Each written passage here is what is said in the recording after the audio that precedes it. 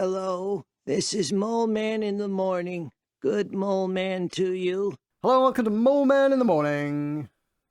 Good Mole Man, I guess. I don't fucking know. Bringing the energy on the new year, I see. Oh, yes. Oh, yes. Full of energy, like these episodes. Happy new Mole Man to you. For this Happy episode, new which will probably be out in Mole Man. February at this point. That's on just you. because one of us decided to go to Ireland and get alcohol poisoning. That's Did you do that? yeah, I did. Wow. I was going to say when you were saying one of us, I'm like, that. I mean, that sounds like John, but I feel like Michael wouldn't bring it up if it was John. No, I got a little bit giddy. Fucking hell. Not half. Guinness is very drinkable. Like actual alcohol poisoning, or are you just exaggerating a hangover? I didn't go to the doctors, but there was a lot of discomfort the next couple of days. All right. No. Oh, okay. Well, let me know if you want to leave that in. Yeah, why not? Shat his Sure. brains out. It's great for Irish. It's great for Irish tourism. Sure. Welcome to Mole Man in the morning, sponsored by Ireland. And have some Guinness. Hi, we are Mole Man in the Morning. We are a podcast about how The Simpsons has a lot to say about society. I am your host, John, and I'm joined as ever by my two co-hosts, Matt My tiny heart is breaking. and Michael. Idly ho, podcasterino. I think we've actually found Matt's catchphrase now. Is that a catchphrase now? I thought I'd test the idea of just saying a random quote from one of the episodes. Oh, okay, cool. Because that one really stuck out to me.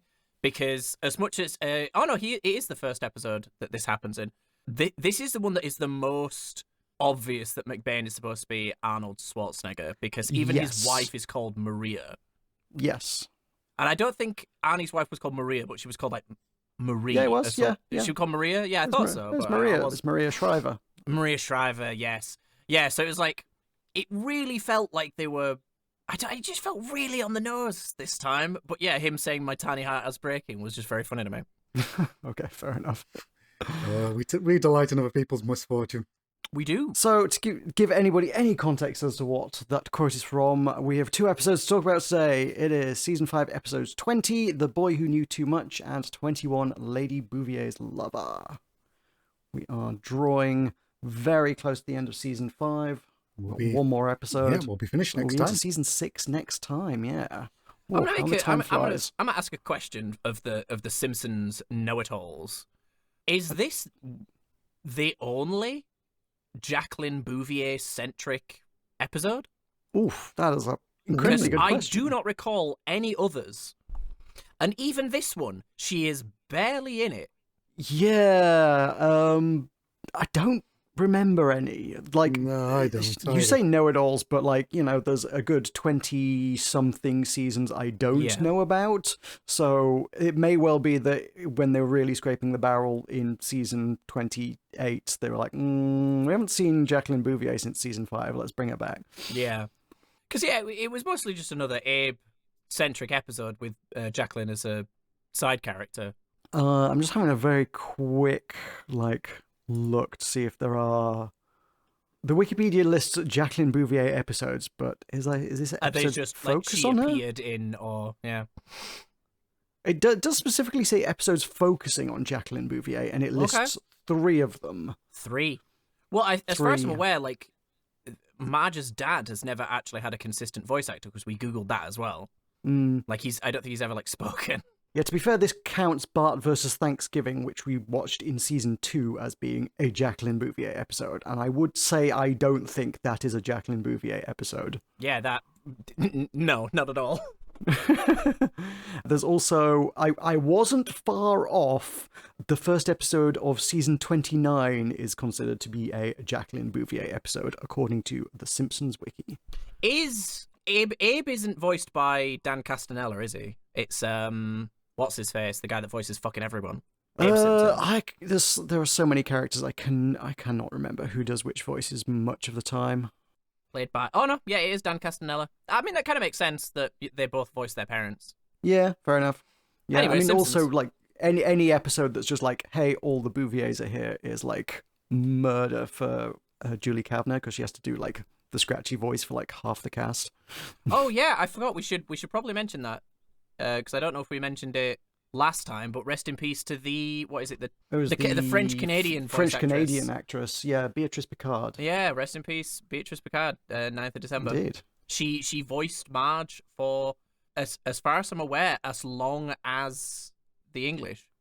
So Oh, really? Okay. she's voiced for a long time, from what it seems. Were they translating, dubbing? I don't know, whatever, converting it into French Canadian from season 1?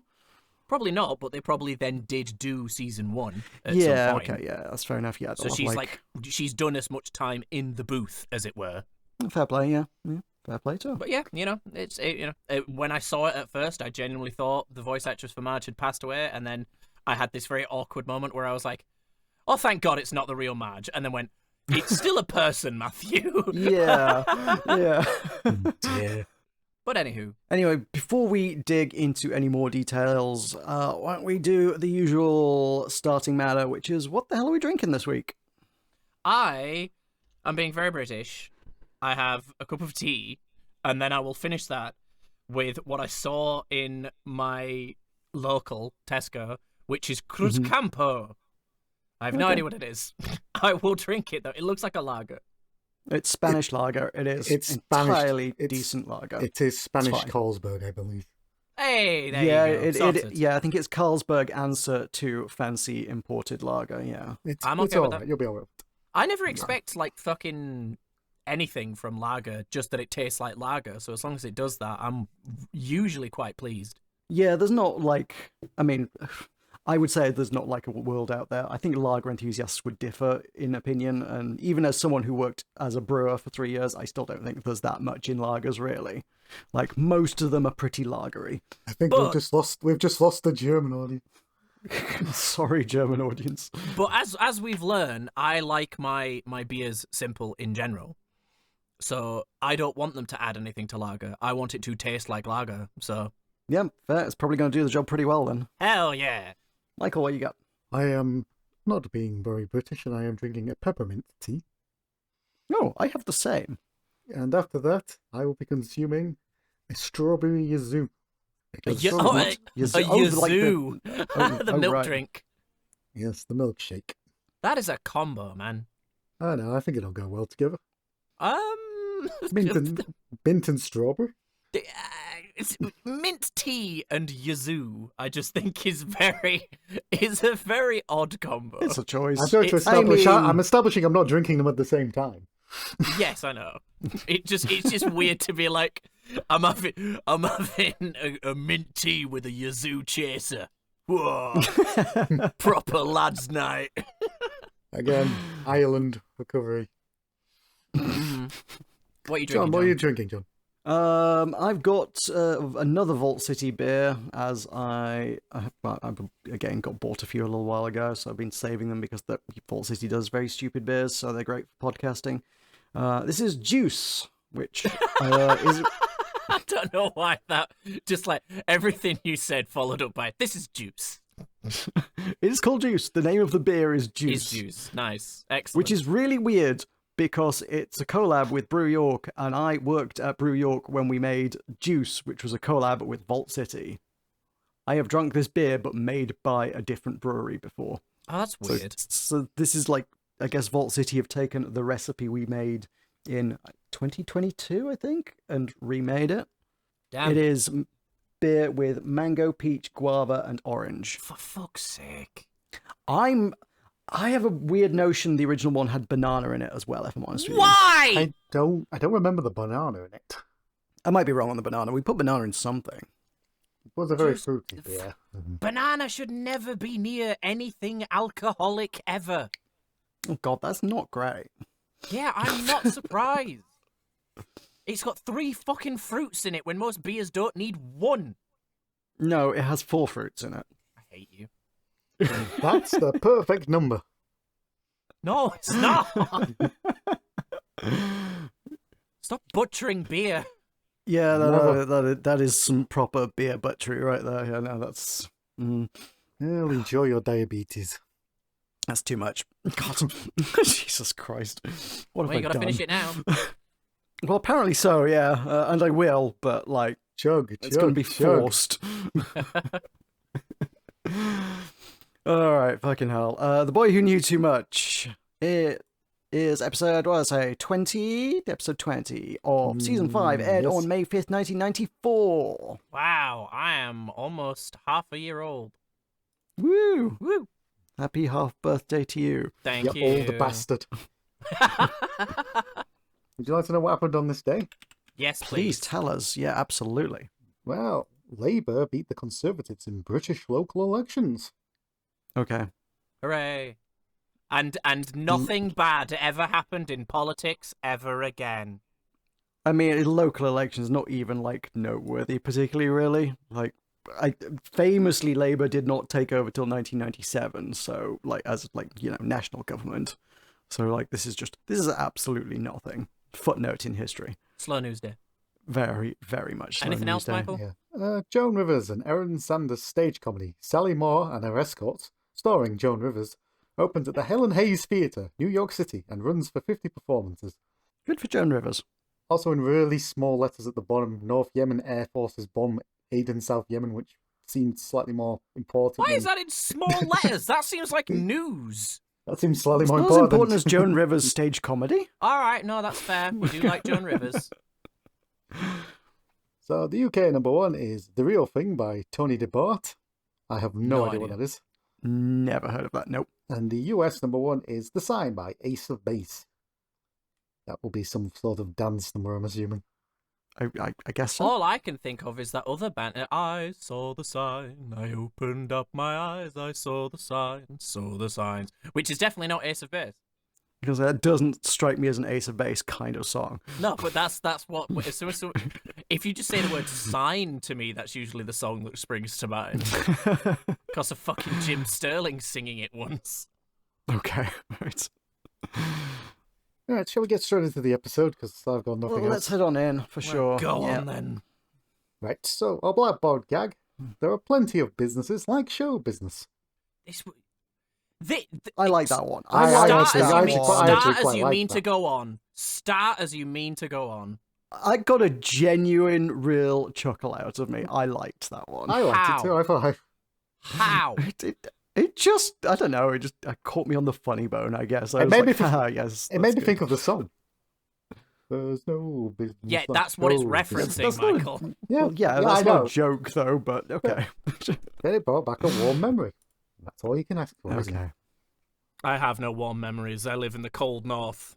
I think in my head I just like had envisioned like Principal Skinner being like, "Young man, there are plenty of businesses like show business." That He yeah, probably said that in no, his that's fair. Yeah, that's fair. I can agree that would be funny.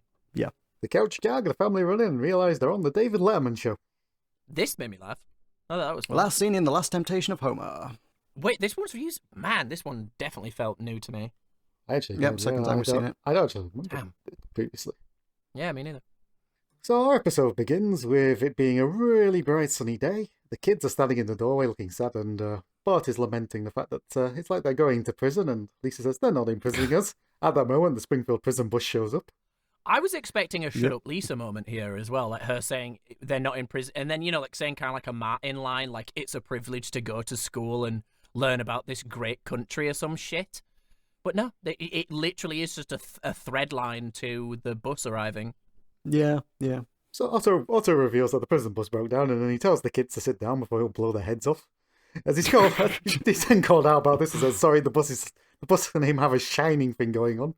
I've been like getting a lot of Stephen King in my life recently. It was a very weird coincidence for this day because I watched Welcome to Derry with my parents. Here's my swift review. It was all right. And then I'm starting to read a Stephen King book. And then, it's just like lots of little things that have been like, oh, Stephen King. Might be because it's my mum's favourite author, but I don't know. It was just weird to sit down to watch Simpsons and then be like, hey, The Shining. Should note on the whole school prison thing, this is another John Swartzwelder episode, so like part of me is wondering how much of this is his personal politics bleeding into what he's writing again here, like, oh, schools are like prisons kind of thing. What if that's potentially Maybe, there? because but I feel like this don't is know. a very old joke. I don't Oh, think but yeah, this there's plenty is- of people throughout history have observed that schools are run in not dissimilar ways to prisons. But Yeah. like, it feels like the sort of thing John Swartzwelder would like have opinions about and Yeah, maybe. find its way into his writing. Well, the kids certainly feel that way because they're playing harmonicas and banging on the metal cup. Bart looks out the window. Things that definitely prisoners did in the 90s. Oh yeah. Bart looks out the window and begins his fantasy about the adventures of Tom Sawyer, and he's on the raft with Huckleberry Finn. Lincoln's there for some reason, and Bart asks Hook why he's there, and Hook's response is, "It's your fantasy." That got a chuckle out of me. Just I don't know, it's your fantasy. That was good. Because Simpsons is really good sometimes at just weirdly acknowledging the absurdity at like at the right moment. Because obviously, Simpsons needs to be absurdist to work. Mm-hmm. But when they acknowledge the fact that something weird is happening in a very, I don't know, it's one of those like just neat little jokes. I feel like this episode has quite a few absurdist bits in it. At some point, I have written, maybe in relation to this, but like who knows? I have written, "This is very silly," and I don't know if it was about this or about a number of bits in this episode. I think I know where "this is very silly" is good. But Bart and Abe just greet each other. They're perfectly happy. Then the bus skids to a stop, and Bart wakes up. We then come to the classroom, and the kids are being given ultra hard Posturific chairs. Yes, Presumably sponsored. I remember those kind of chairs from like primary school and secondary school and stuff. They're like posture correcting plastic chairs. Did you get back? Really? Did you get back spasms? No, but I wasn't very comfortable. But I also suffered quite heavily from like ADHD and stuff, so I was never comfortable at any given point at any time ever when I was asked to sit still. So You just didn't use it long enough because these will eliminate slouching by the year 3000. my posture is fucking dog shit, man. I'm not a shromper, but I definitely when I'm thick in a gaming session, I will start to shrimp real bad, and I have to like very consciously like not. Oh, okay. I was going to ask you to define shromping, but okay, I think I got the gist of it. Yeah, leaning forward, like Right. turn into a little shrimp boy. Yeah, not heard those words used in that particular way before. Yeah, that's because I'm cool and tragically online. I am not down with the kids. This is true. Hello, fellow kids. You and Skinner have got something in common. I genuinely feel like I'd have a great time hanging out with Seymour. We'll get there. We'll get there. And Mrs. Krabappel doesn't really care about the kids' ill effects from these chairs, including Milhouse's stroke. Yeah, that was a bit grim. Also, I felt like Mrs. Krabappel is a character of convenience sometimes because she fucking hates her job. But then when they need her to be like happy to stay an extra 2 hours because the clocks were fast, it's like surely they could have had Miss Krabappel deliver this line in a way that felt like Mrs. Krabappel. I think the point of it was that she was delighting in the fact that the kids were going to have to suffer. I think that's what they were But so going is for. she. yeah. So is she, though. Yeah. And she cares more about her suffering than anyone else's. This is true. That's not very in character for her. But, like, yeah, it's mostly just delighting in the children's misery. The children's misery is just regardless of Crowapple in this, it's just the children's misery is the setup to the episode this I time. don't think anyone acted in character in this episode, though, so but that might just Well, be me. I would submit that McGonagall did. Oh, we'll get Yeah. We'll get there. But it turns out that Bart is the cause for these clocks going forward with his little bastard clock-making set.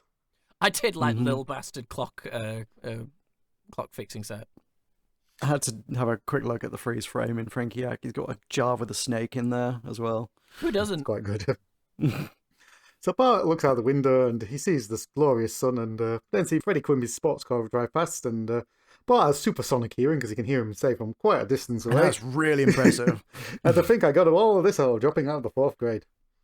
That's enough for Bart to decide that he's had enough of this shit, and he forges himself a little note to say that he's got to go to the dentist to just get a caraway seed out of his teeth.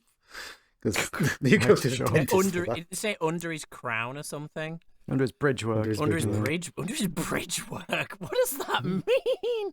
A bridge is like where you fill in like multiple teeth filling in a big gap, isn't it? I think. Yeah, Right. I think so. Okay. But like, yeah, for a 10-year-old to have bridge work is also just comical. So Mrs. Krabappel says that she trusts Bart and won't call his mother, but she takes the note immediately to Skinner, and we see Skinner looking at the note with a magnifying glass going. But he starts reading it out and going, "Please excuse my handwriting. I've busted whichever hand it is I write with. Signed, Mrs. Simpson." You are right to be suspicious. And they head to the crime lab, because every school Crime lab. every school has a Crime crime lab. lab. We don't This see it, gave but me we've got... vibes of like old school kids cartoons. You know, like Kids Next Door, and stuff like that, or Ed, Ed and Eddie, where there would just be these convenient rooms to fit the plot that was just absurd. It came across less Simpsons and more like Bart's Wacky Adventures, now on Nickelodeon. That was a good voice. Yeah, okay. We then see that they're in the crime lab and the results are inconclusive, and Skinner's upset about the fact more students didn't follow to the electronic tracking device, and he reveals that they've only got one volunteer. Surprise, surprise, it's guess Martin. who it is. Yeah, that did not take anyone. Fucking 3 guesses to get it. First 2 don't count, kind of thing. Jesus Christ. So Skinner tries a new tactic and tries to interrogate Lisa, and he's quite aggressive in his approach, and Skinner's like, "Oh, you should tell him." Lisa's having the time of her life giggling because they've been playing good cop, bad cop. This enrages Skinner, and he becomes the bad cop, and Willie's like, "Oh, you got to tell him, lassie." Yeah, this is another one that wasn't doesn't funny. feel quite right. It just wasn't funny. That was weird. Like, Like, I don't know, Lisa giggling like that, just like, that doesn't feel like a Lisa thing to do. no, this all felt like extreme, just matters of convenience kind of thing. Is like, we need to move the plot. I think they had a couple ideas of the things they wanted for this episode, and then just had to fill in the gaps, and they filled the gaps in poorly. I did like the bit where Lisa goes, "Yeah, you're the good cop," and Willie's absolutely horrified by the prospect.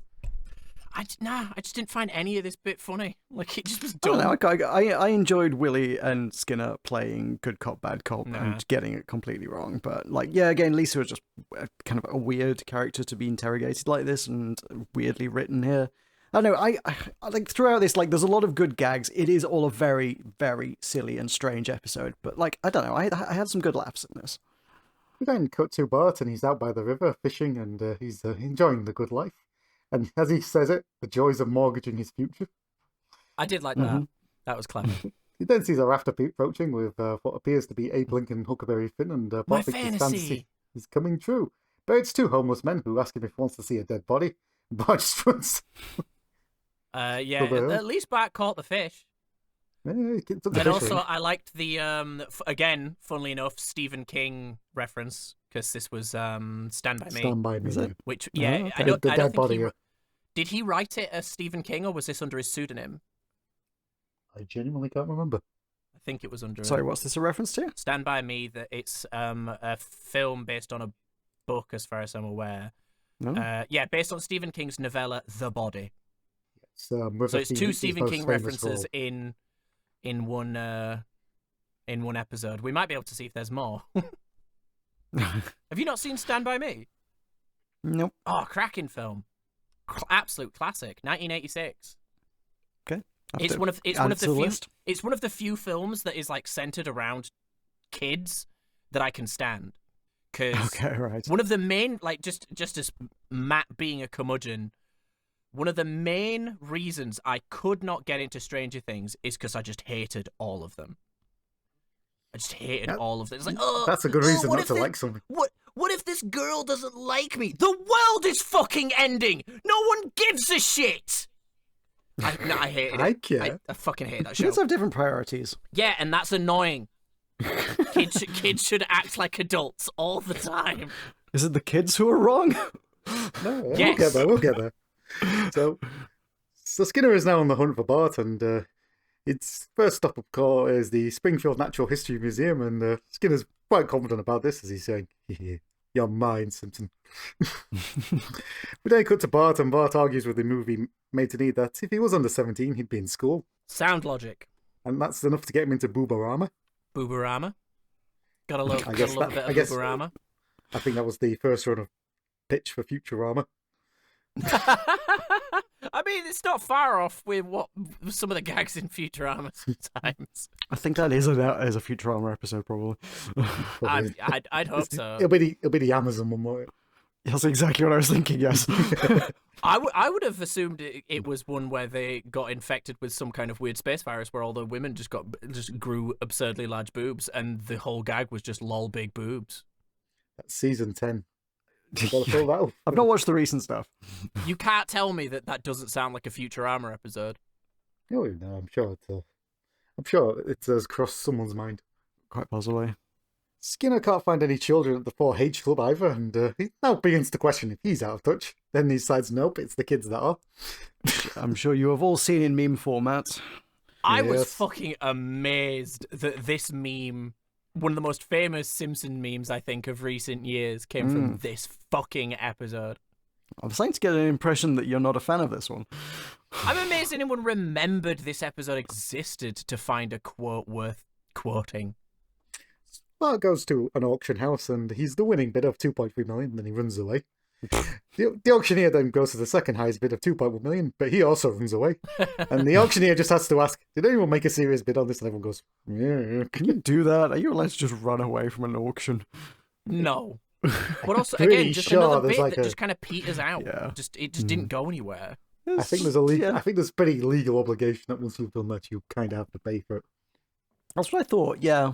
No, but yeah, no. All these bits are just like, I guess, Throwaway. gags that they wanted to find a place for in some cases, I guess. Yeah. Bart is now walking down the street, and he suddenly sees Homer, and they both hide behind convenient walls. And Bart says he can't let his dad see him playing hooky. Homer's response is, I can't let the boy see me skipping work. So Bart just combs his hair forward. Homer uses a comb as a mustache. and This was good. And they just- they just put on voices, and then they both walk away from each other going, sucker. We cut back to Skinner, and Skinner's found Bart's bubble gum on the floor, and he picks it up and starts licking it. Yeah, it's like his brand of gum, double mint, trying to double your fun, Bart. Admittedly, all of the Skinner bits of this episode are gold. But that's not hard. Skinner says, double your fun, Bart. Well, I'll double your detention. Then he's quite sad that no one was around to hear him say that. And Skinner then declares that we're now entering Endgame. And he's right, because the music gets a bit sinister, and Skinner finds Bart pretty quickly coming out of the ice cream shop. We then see Bart running across the country. He's going cross-country, I guess. And There's a he eventually- bunch of shots here that I think are reused from various other circumstances where Bart was running through the Yeah. countryside. I think you're right. And Bart cuts the rope bridge and says, yeah, Skinner won't get over that. Then hides behind a tree, and Skinner is now in like full Terminator mode. He just I was walks gonna into ask, the... yeah, is this a Terminator reference? I was Does going to it- ask does it you say on both the Frank- same It question. must be, surely. What does it say on Frinkiac? Who Frank, it's yeah, it doesn't referencing? tell you references, but Because Simpsons Archive is usually the go-to, and they don't mention it. I was hoping you two, knowing more about Terminator movies than I do, Well, that's might the be able to thing. answer that. I haven't seen Terminator in a very long time. by the time this came out, none of the Terminators have a scene quite like this where they submerge and then come back out. It's definitely not from the first one. The second No. one I'm a little hazy on, but it It felt gives- like the it second gives one to me. Yeah, it has Terminator vibes, It sure but does. because then Bart is like, he's like some kind of never giving up school person. I was Yeah. like, that feels like it's tied into the reference. Yeah. And he's like trying to find the word, but the word he's trying to find isn't Terminator. So I don't think it's a Terminator reference. So I'm genuinely like feeling stupid in my knowledge of what this could possibly be referencing. I mean, my favourite bit about it is that the music is very sinister as he goes into the water. Right? Yeah. He's fully submerged, it just stops. Oh, actually, I'll tell you what. I've just caught on Simpsons Archive. There's a note here that says it's potentially a reference to Westworld. That makes sense. Yeah. No. I haven't watched enough of it, like the original movie. I've never Yeah, seen the that makes original. sense. Also written by the guy that wrote Jurassic Park. Yeah. Both of them, Cool. Michael Crichton. Bart eventually hides behind a rock, and Skinner is now approaching upon him and goes, ooh, I can taste his fear. After climbing up a cliff. Yeah, climbing Yeah, up a it's cliff in the fucking Springfield desert that we always forget exists. Yep. It was good effort. The Springfield Canyon. Yeah. My note was more fucked Springfield geography. Skinner jumps on the rock, but Bart is not there because he leapt into the Freddie Quimby sports car that just happened to come past, and the blonde says, "I think something dropped into the car." And Freddie Quimby's response to I'm this not is, "I'm paying not you to paying you to talk. talk." Holy shit, man. And then he drives into the Quimby compound. I imagine at the time this was hilarious, but after recent events, this made me feel very uncomfortable. I watched this bit and was just like, "Ugh, this hasn't aged well." No, it has not. Freddie Quimby arrives and immediately takes a football and throws it into the punch bowl and declares the punch has been spiked. Everyone's forced to awkwardly clap as Mayor Quimby gives a dim toast saying that he's displaying the Quimby wit that won the public's heart and tells him that all his disgraces will be private. Oh, yes, yeah. The thing is like any of these jokes with the Quimbys might have been funny if the voice wasn't so fucking annoying. It's one of those things where when it's a throwaway line from Mayor Quimby, it's kind of okay because it's a throwaway line. It's one of those exaggerated impersonations that you're like, haha, I get who you're referencing, and then you just kind of move on because the line was funny. But there are so many lines, and the guy playing the voice of fucking the young Quimby is Freddie. even more annoying. So I couldn't laugh at the jokes because I was just so fucking irritated. I mean, they're both Dan Castellaneta, but Yes, of course. but Yeah, they're annoying voice. Like Freddy's not supposed to be a likable character, though. He Which is is the a point. dickhead. This is the point. Though, Yeah. No, but it's the jokes. He's saying that the moments of the show are still meant to be funny. They're still meant to be like amusing in some kind of dry way, or even in that way of like, haha, I hate you and people like you. But I couldn't think of those things because I was too busy being like, this is annoying to listen to. Yeah, okay, yeah, fair enough. So Bart comes out and he starts having a bit of a wumble and he walks into Mayor Quimby and says, "Who are you?" And Bart claims it's one of the nephews he doesn't see. Bart. And that was the end of it. We just move on. They did not know how to end half these jokes. That had the vibe of something got cut there. I don't know if that went further and got cut Yeah, at the time or something. I think there might have been a follow-up there. But Bart, meanwhile, sees McBain and tells him he's a fan, but his last movie sucked. McBain admits that it was right, and Wiggum cuts in and goes, "Yeah, magic ticket my ass, McBain." What does that I don't mean? know what the magic. Yeah, I don't know what the magic ticket thing is referencing, but I did think it was funny that in the recent episode of All for Arnie, we talked about the fact that Arnold does have problems with like over scripting and stuff, and will just reduce his lines on a whim. Mm. And I just thought that was a fun coincidence. I don't think they're referencing fucking Predator because this was what 1994. Let's find out what Arnold's. He'd done a few things Arnold since IMDb. then. Just a couple. I'm just trying to think of like what his last, like quote unquote, last movie. This must be around the Batman and Robin era or something, isn't it? Oh no, that's No, that's 2000s. 2000s. Yeah, What? Um, No. Batman and Robin is 1997. 1997. 97. Okay, there we go. 94. So I doubt it's referring to Last Action Hero because Last Action Hero is like very well regarded. Because that was 93. Then there was Beretta's Island, which does have a 2.7. So it could be that. Whatever the movie was, his mighty heart is breaking, and he's off into the Humvee. Oh, he's Yeah. uncredited in that, so I doubt it. I doubt it is that. The other one's True Lies, which has a 7.3. So I don't know. This is where we're also briefly introduced to Maria, his wife, which, like, yeah, Arnie's wife was Maria, and just a weird thing that I don't know if they thought about this that much, but I did because I'm me. Of course you did. But Maria Shriver was part of the Kennedy family, so weird to know that Arnie married into the Kennedy family. But also, like, of course she would be at the Quimby wedding because the Quimbys are like the the Kennedy stand-ins. Like, yeah, If that's intentional, that's hilarious. it's a clever bit of detail that Yeah, absolutely. probably nobody has ever picked up on. I would not be surprised. That is the kind of weird ass deep cut reference that they would make. But also, it's just like, oh, who are all the rich and fancy people in Springfield? Well, One of them is, one yeah, actor that we McBain, have, you know, yeah. It could just be a coincidence. yeah. So we cut inside, and everyone's having their lunch, and Freddie asks what the hell he's being served, and in a French accent, he's told it's Chowder. Chowder. And Freddy makes him say it again in front of everybody, and he just says it again. Chowder. And Freddy mocks him and going, Chowder, it's chowder. So he makes him say chowder, and the waiter walks away, and Freddy goes, come back, I'm not through demeaning you.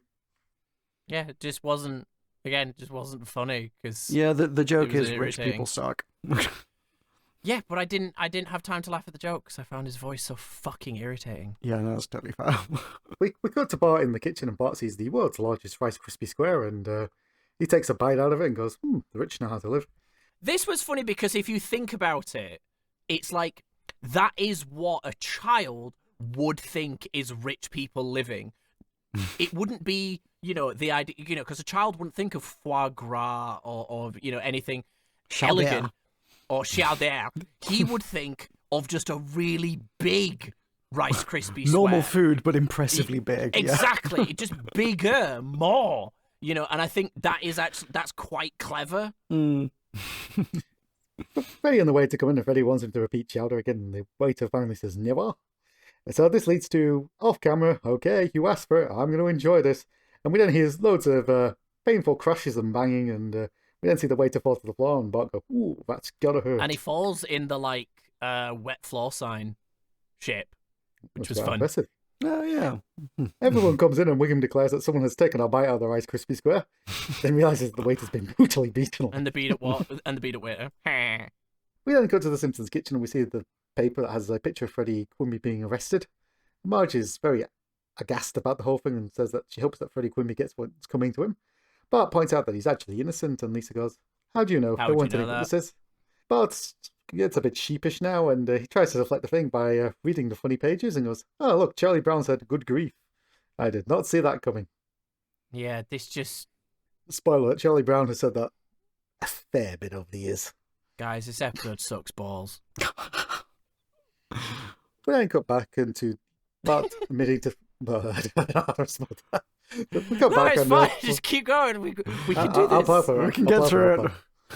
Bart reveals to Lisa that he was at the compound and saw what happened, and Lisa tells him that he needs to go to the police. Bart says he can't.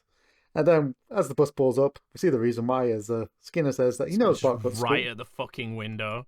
He says he knows that he cut school, and he's going to send him off to the Christian Military Reform School. And which isn't Skinner's decision. No, it's not.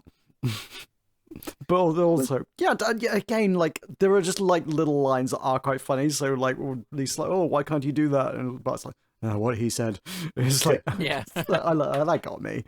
Lisa says that even though he can't testify, she's sure that if Freddie Quimby is innocent, he'll be found innocent by a fair and impartial jury. We then cut to Homer, who finds out he's got jury duty, and he declares that Freddie Quimby will hang. I did like the immediate then cut of Lisa saying, I knew it was stupid to watch him open the mail, which was just so fucking weird. This is a very silly episode. It's a very silly episode. Well, we cut to the Channel 6 news outside the courthouse, and Kent Brockman is saying that the argument over chowder has spilled over into the biggest trial in Springfield history. And the federal judge will ladle out steaming bowls of rich, creamy justice. Don't call it rich, creamy justice. Don't do that. He's alluding to chowder. What do you want? Chowder. The media have dubbed it Beat Up Waiter, and Kent Brockman actually wanted Waitergate, but he was... Oh, speaking of chowder, sorry, I just completely forgot this. I had clam chowder for the first time ever in America. That was random. Oh, yeah? I'd never had it before, and I was like, holy shit, this is awesome. Yeah. It just doesn't sound appealing, does it? It does not. I have never, in spite of most of my time in America being in New England, where it's huge, I still haven't tried it because I did not think it sounded appealing. It is rich and creamy. Okay. Like justice. So it's illegal to go televise court proceedings, so everyone tries to sneak in, but... I did him being like, so we have to be very quiet, and just walks at the door. We then see that Bart looking over at the jury, and Skinner is on the jury, and we then see that Bart can read Skinner's thoughts, and Skinner says he finds out that he's cut class, his ass is mine, and he goes, yeah, you heard me, I think words I won't say. I think words I will never say. We go to Homer, and Homer says, Homer's thinking too, and he says, I know you can read my thoughts, boy, and he just goes, meow, meow, meow. So for a good 15 seconds. 'Cause I think that's the he's doing an ad. It's Meow Mix. It's like Meow a Mix cat. is the thing, yeah. It's a cat food. Weirdly, a thing that I do not know from the advert, because it's obviously a very uniquely American advert, but I know from Austin Powers. Austin Powers. Yeah, I knew it was going to be Austin Powers.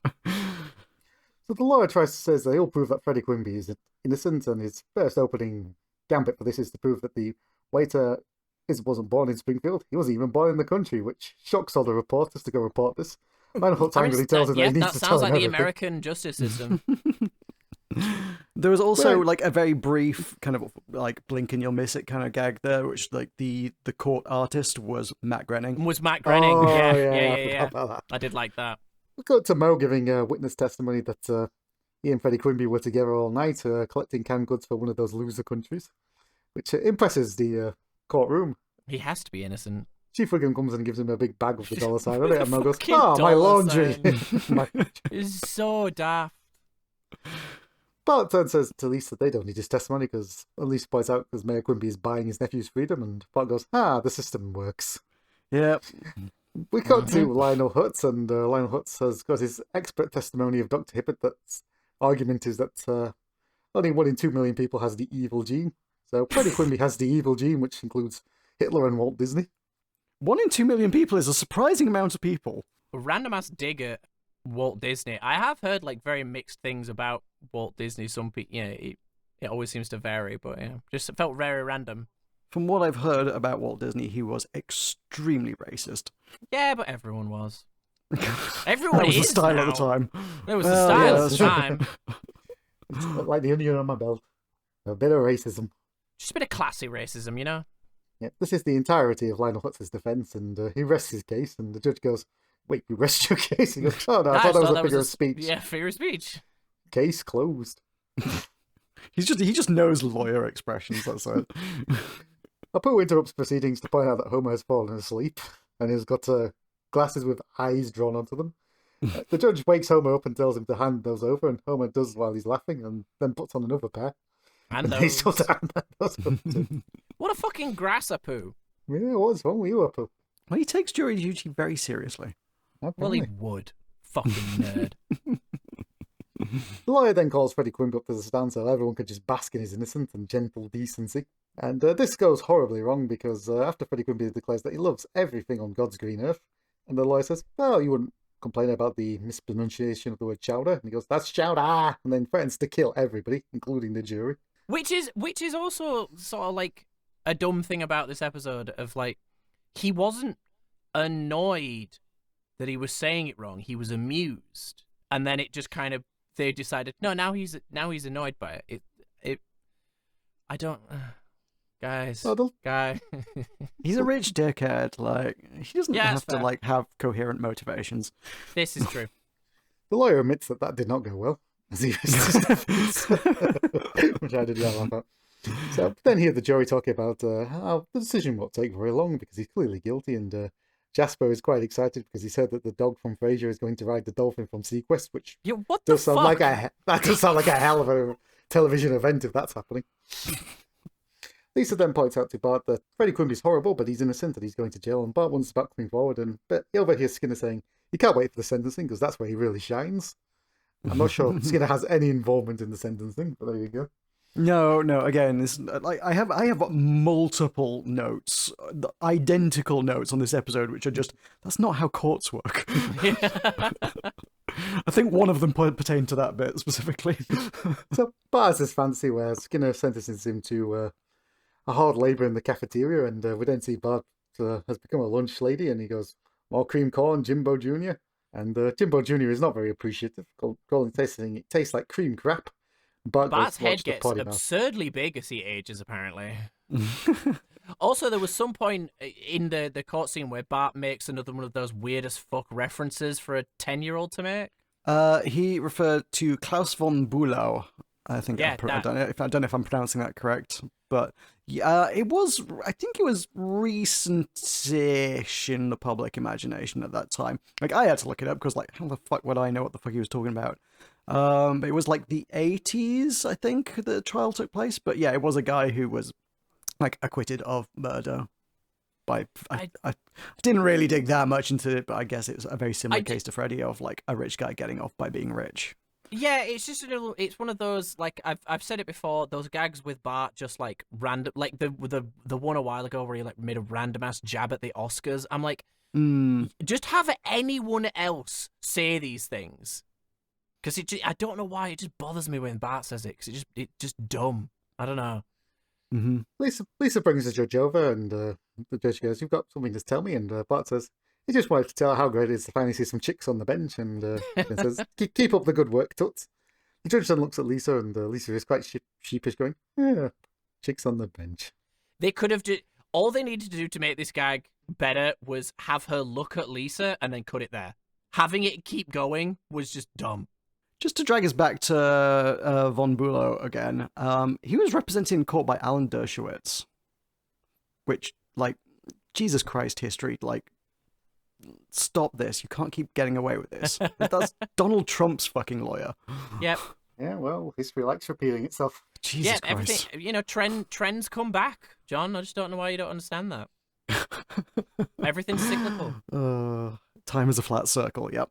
We got to the jury room and everyone is preparing to vote Quimby guilty, but Homer then asks what sequestered means, and Skinner has to explain it's if the jury is deadlocked, they're putting a hotel together. Then Homer asks what does deadlock mean, and then what does if mean? So Skinner has to explain all of this, and Patty says, "That's not going to happen, Homer," and Jasper goes, "Let's vote my liver is failing," which was my favourite line of the episode. Then Homer realises that if they do get sequestered, they're going into the hotel where they'll get free room, free food, and a swimming pool, and free Willy. Free Willy? And Skinner's response to this is, justice is not a frivolous thing. It has little, if anything, to do with a disobedient whale. Yeah, disobedient whale, man. So let's vote. And Homer asks, how is everyone voting? And everyone says guilty. And then Homer asks how many S's in innocent. And then Homer says he's only doing what's right. He says that he thinks Freddie Quimby should walk out of here with a free hotel. As we all should. So we cut to the hotel, and Homer has completely destroyed his hotel room. He's got so much crap around him as he does. Chatting away to Marge, telling her how important this is. He calls up room service and asks for 3 more pillows with mints on them. As you do. I like how the idea that if they were delivered just as mints, Homer would be upset. It's like, no, I asked for pillows with mints on them. I read it as like Homer just thinks that's how the mints come. Like, they don't come separate. You have to have the pillow with it. Yeah, but exactly. That's what I'm saying. Is like, yeah, so when Homer asks for them, he thinks he needs to ask for the pillow as well. So if they came without the pillow, he would be confused. Yeah. So Skinner, who's tidying up after Homer, says, "They're like the odd couple. You're the messy one," and Homer then tells him to shut up. Yeah, Skinner just accepts it, man. He's just like, oh, okay. So we cut back to Bart watching TV, and Lisa asks him if his insides have been gnawed away by guilt yet, and Bart tells her to sell it to Hallmark. And you're looking at a cucumber boy as cool as. Lisa walks away, and then we see that McGonagall is on. McGonagall. And McGonagall is being framed for a crime he didn't commit, and only one boy can clear his name. But he's a sissy who's too scared to come forward. Yeah, it's very I just on love the the nose. way the TV announcer just announces it like that. When I cut to McGonagall, McGonagall's telling Billy he's got to testify, and Billy is scared, but McGonagall tells him he's got to do this one for me, Billy, McGonagall. And Billy says, "Okay, for you, McGonagall." We then cut to the next scene, and the Chief tells him that Billy is dead because he had his throat slit. McGonagall does not give a fuck because he's trying to eat his lunch. I mean, yeah. Why? How rude of him to tell him that while he's trying to eat, man. That's fucking disgusting. That's pretty grim news to be delivering to someone having their lunch. It's just give him 5 really. minutes. Come on. Yeah, come on. Let him at least take a couple bites of the sandwich first. To be fair, that did look a fantastic sandwich. It was a big sandwich. Big old sandwich. Yeah. We then go to watching Free Willy. Yep. Not the version I'm familiar with. I love this scene. Homer's just screaming at the TV for Free Willy to jump with all his might. We then cut to the film and we see that the whale has jumped. We see the little boy looking up, and then we see the shadow eclipse. It cuts away, and you to watch back to Homer, and you just get the commentary was, "Oh no, Willie didn't make it and crushed our boy." I don't like what a mess. Oh, what a mess. It's just amazing. It's random. It's very well executed. Another very silly bit, but yeah, it's done well. It's a good bit. We then see that Homer's checking out the hotel, and Barney has just rinsing the room clean. And Yep. we just said to Helmer going, "You got it, Barney," and then we got Barney going, Got what? "Got what?" And he Smash. just, ow. Skinner then asks if he's stealing a table, and Bart says, "No, he's not really taking it. It's a souvenir." Skinner accepts his defense and realizes that Hotels Homer's expect you wearing to take a few things. Is that my tie you're wearing? a souvenir. We then cut back to Bart, and Bart has asked Marge while she's dusting if there's a really bad, crummy person that's going to go to jail, but I know he's innocent. What should I do? Marge then goes into a story about Uncle Arthur had the saying of "shoot 'em all and let God sort 'em out," and then tells the story about how he put that theory into practice, and it took 75 federal marshals to bring him down, and but never going to speak of him again. So weird. This was such a weird bit. So Bart presses on, and Marge eventually tells him that he should listen to his heart and not the voices But in his head. Madge ignores him. She like refuses to talk because she's just like, nope, not elaborating on this. It's so strange and weirdly uncomfortable. I think that's kind of the idea, though. Like, his I very know, dark but humor. It comes out of fucking nowhere. Yeah. But also avoids them having to deal with the actual situation. We don't have to move the plot along. We can just turn it into a gag.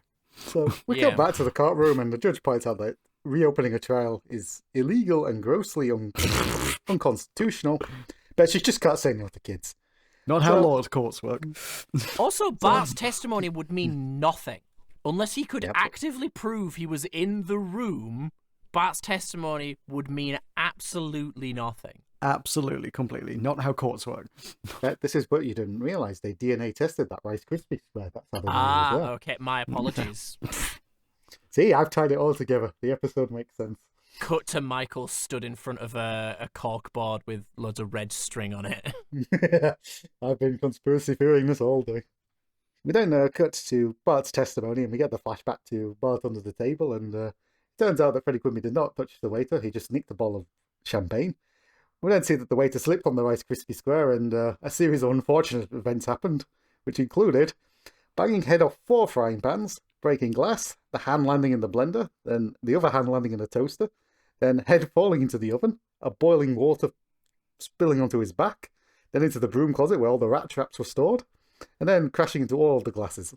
Yeah, and then he falls down, and then finally snaps his legs into place. Yeah, you would have thought that in the initial investigations, somebody may have noticed some of those wounds were not from fists. Yep. Nope, that never came up. Try not to think about it. This was a really, really bad court case. Cannot stress that enough. Quimby's just got very dangerous fists, okay? The waiter is outraged by this, and he says he's not going to be a clumsy Clues-style waiter. He then comedically trips over a chair and falls out the window into the conveniently placed truck of rat traps, and we just hear a load of them go off, and he goes, "Well, at least there wasn't a big one." And then we Snap. hear the big one go off. Yep. Very unfortunate. Let's finally ask Bart how he could have seen all this if he was supposed to be in school. Bart finally admits he skipped school, and Skinner's like, I knew it. I knew he'd slip up. Apu then points out that he didn't actually slip up, he confessed, and Skinner's very desperately goes, "I need this." Yeah, he was like, let me have this. So Quimby is, of course, found innocent, and the whole thing is dismissed. Bart walks out of the courtroom, and then Skinner follows him and goes, so Skinner is impressed that he did testify to save Quimby, even though he was putting his own head in the noose. But he did skip school. Bart ambitiously goes, I think the two things cancel each other out, and then Skinner admits that he's a very small, petty man, then gives Bart 3 months detention. Bart's walking away, but then Skinner calls him back, and Bart Make it looks him 4 hopeful months. to learn that it's actually 4. We cut to the bedroom for the Simpsons, which is now covered with all the stuff that was in the Oh, I liked got this a bit. good laugh It out was of that, funny. yeah. So, Homer's talking about his convictions in the jury room, which actually turns out he was just trying to get everybody to order Chinese for lunch. And Marge points out that a lot of things happened here, and Homer says he wants her to tell her all about it as he puts those glasses with the eyes on. Well, then we just get a whole series off camera of, gimme those, oh, And and those. those, oh. I don't think we mentioned the gag there. I think we just said, I like this. We should probably note that the entire bedroom is completely decorated with all the furniture we saw in the hotel Yes. room that Homer stolen. Yeah. All Like, the, all the seashell lamps, the shell lamps, all the paintings that were on the walls are now in the Simpsons bedroom. Like, there's a towel visibly draped over the back of the chair that says Springfield Royal Hotel. Like, the whole room is just Springfield Yeah. Royal Hotel furniture and shit now. So, Matt, I can see we've been able to tell throughout this entire episode your absolute love for the episode. So Shall why I don't you go elaborate first, so on then it? you guys can end it on a positive note? Might be an idea. Because I genuinely thought this was one of the most boring episodes of Simpsons I've ever watched. Really? I Wow. genuinely thought this was one of the most boring episodes of Simpsons I've ever watched. It was so dull. It had a couple good laughs. I'm not going to say it was like a terrible episode. It didn't do the crime of being when Flanders failed. It was just boring. I bet the laughs that I got were small and sort of like, haha, I understood that reference, rather than actually finding this episode funny. It was so fucking boring. John? Wow. I liked it. I don't know what to tell you. I liked it. It was a very silly episode. I've said this like 5 times now, but it was daft. Whether you want to go, oh, it's not the usual Simpsons style or what, I don't know. Like the characters I don't were a mind bit silly. out of character We've had sometimes, silly before. but like, It just was, the gags just didn't land for me. okay, fair enough. They did for me, I guess. I don't know. Yeah. I thought this was a good episode. I enjoyed it quite a bit. Michael? Yeah, well, the bits I really liked. Free Willy, I will always find very funny. And, Yeah. and the McGonagall stuff I do find very McGonagall. stupid. And the Skinner stuff he's doing in the episode always raises Skinner a smile for me. saved this episode for me in a lot of ways. Like, because Skinner's always a delight. I don't think it's the best episode of The Simpsons I've ever seen, but I do think it's perfectly serviceable, and it was a pretty easy 20-minute watch. Yeah, I mean, not to like spoil my hand, tip my hand, spoil the podcast, whatever, mixing metaphors there too much, but like I enjoyed it a hell of a lot more than Lady Bouvier's Lover. Ooh, okay, interesting. Ooh, we're going to have arguments. Oh, okay. What's then what you're at home is? So I genuinely, because of how fucking boring this episode was, I was like, I don't think it deserves When Flanders Failed, because I do not think it was bad as When Flanders Failed. Because that episode actively annoyed me. This episode was just boring. So I'm going to be equally boring and not rate it. Oh. I'm not giving it an out of Homer. Unrated out of Homer. Go on, John, what are you giving it? Well, I give it a slapstick waiter out of Homer because of how silly it was. I'm giving it a doing it for McGonagall out of Homer, because you've done it, but there may be some unintended consequences.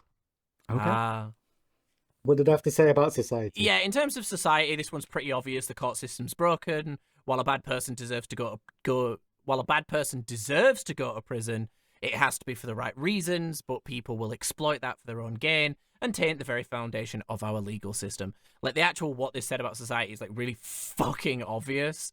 Mm-hmm. But I just don't think it's one of those things where it was so obvious that it's like it didn't come across as that Simpsons vibe of talking about society. It was more like, I don't know, it didn't present it in a Simpsons way, I guess. I don't know. Yeah, I mean, there was a very brief discussion between Bart and Lisa about, like, the rich getting different justice because he's just buying his way out. So, like, they did, like, you know, actually point to that as a message. Yeah. Yeah.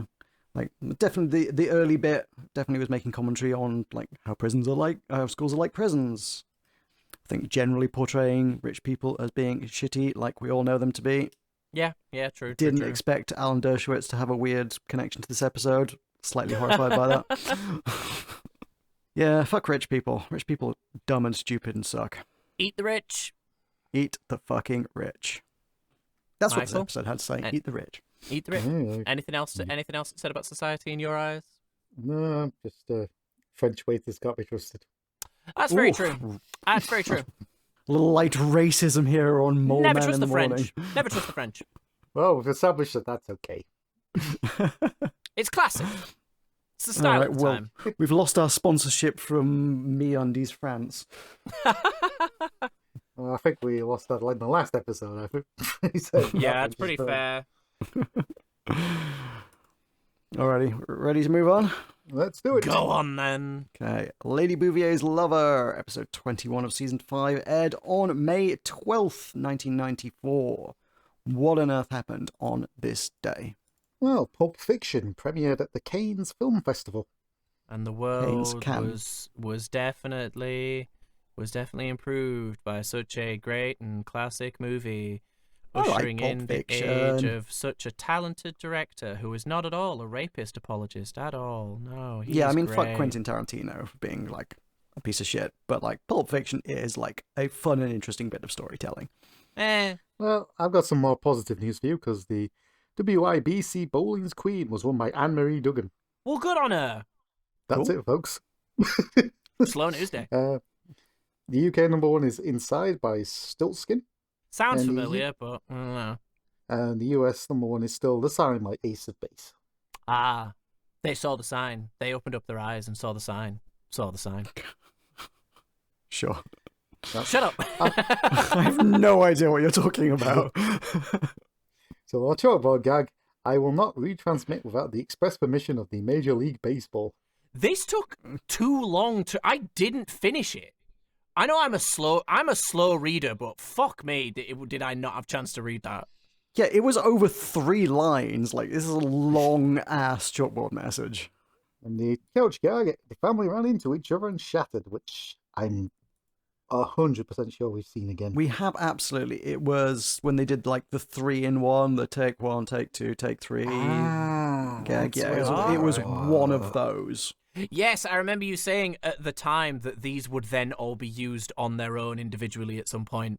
Yes, this is when that particular take 1 of it was used again. Yep. So we cut to the start of the episode, and Christie's the clown show is on, and Christie is just laughing, and we then see Sideshow Mel is in a tuxedo, say that this is demeaning, and Christie tells him to conduct. We see that Sideshow Mel is conducting a band of monkeys. Yeah, he's saying demeaning when he's doing something that no one has ever done before. There's probably a reason for that, because one of the monkeys stops playing, and Mel starts tapping him with his stick, which is not a great idea, because the monkey goes for his throat. Yeah, those are some angry-ass monkeys.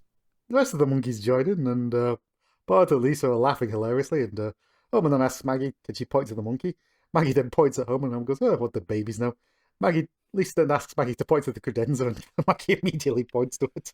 Gotta be honest, that was very didn't good. know that was a thing called a credenza. I've heard the word credenza. I'm not sure I would have been able to tell you what one was. I think specifically from this episode and this scene is how I know what a credenza is. Yeah, I feel like if I was in like my nan's living room, and she said one of the items of furniture in here is called a credenza. Can you guess what it is? I feel like I'd be able to get it in 3 guesses. It is a grandma-ass piece of furniture. But for yes, sure. exactly. It is something your nan owns. It definitely is. Or if your back hurts, something you own. So, Homer is called into the kitchen because he didn't do a very good job at frosting Maggie's birthday cake, and Homer goes, "What? It's not Magagi's birthday." Then realizes. So he realizes his mistake. I don't know why. That's so fucking funny to me. It's not Magagi's birthday. I think it lands in a similar space as to the to Blobnern. To Blobner.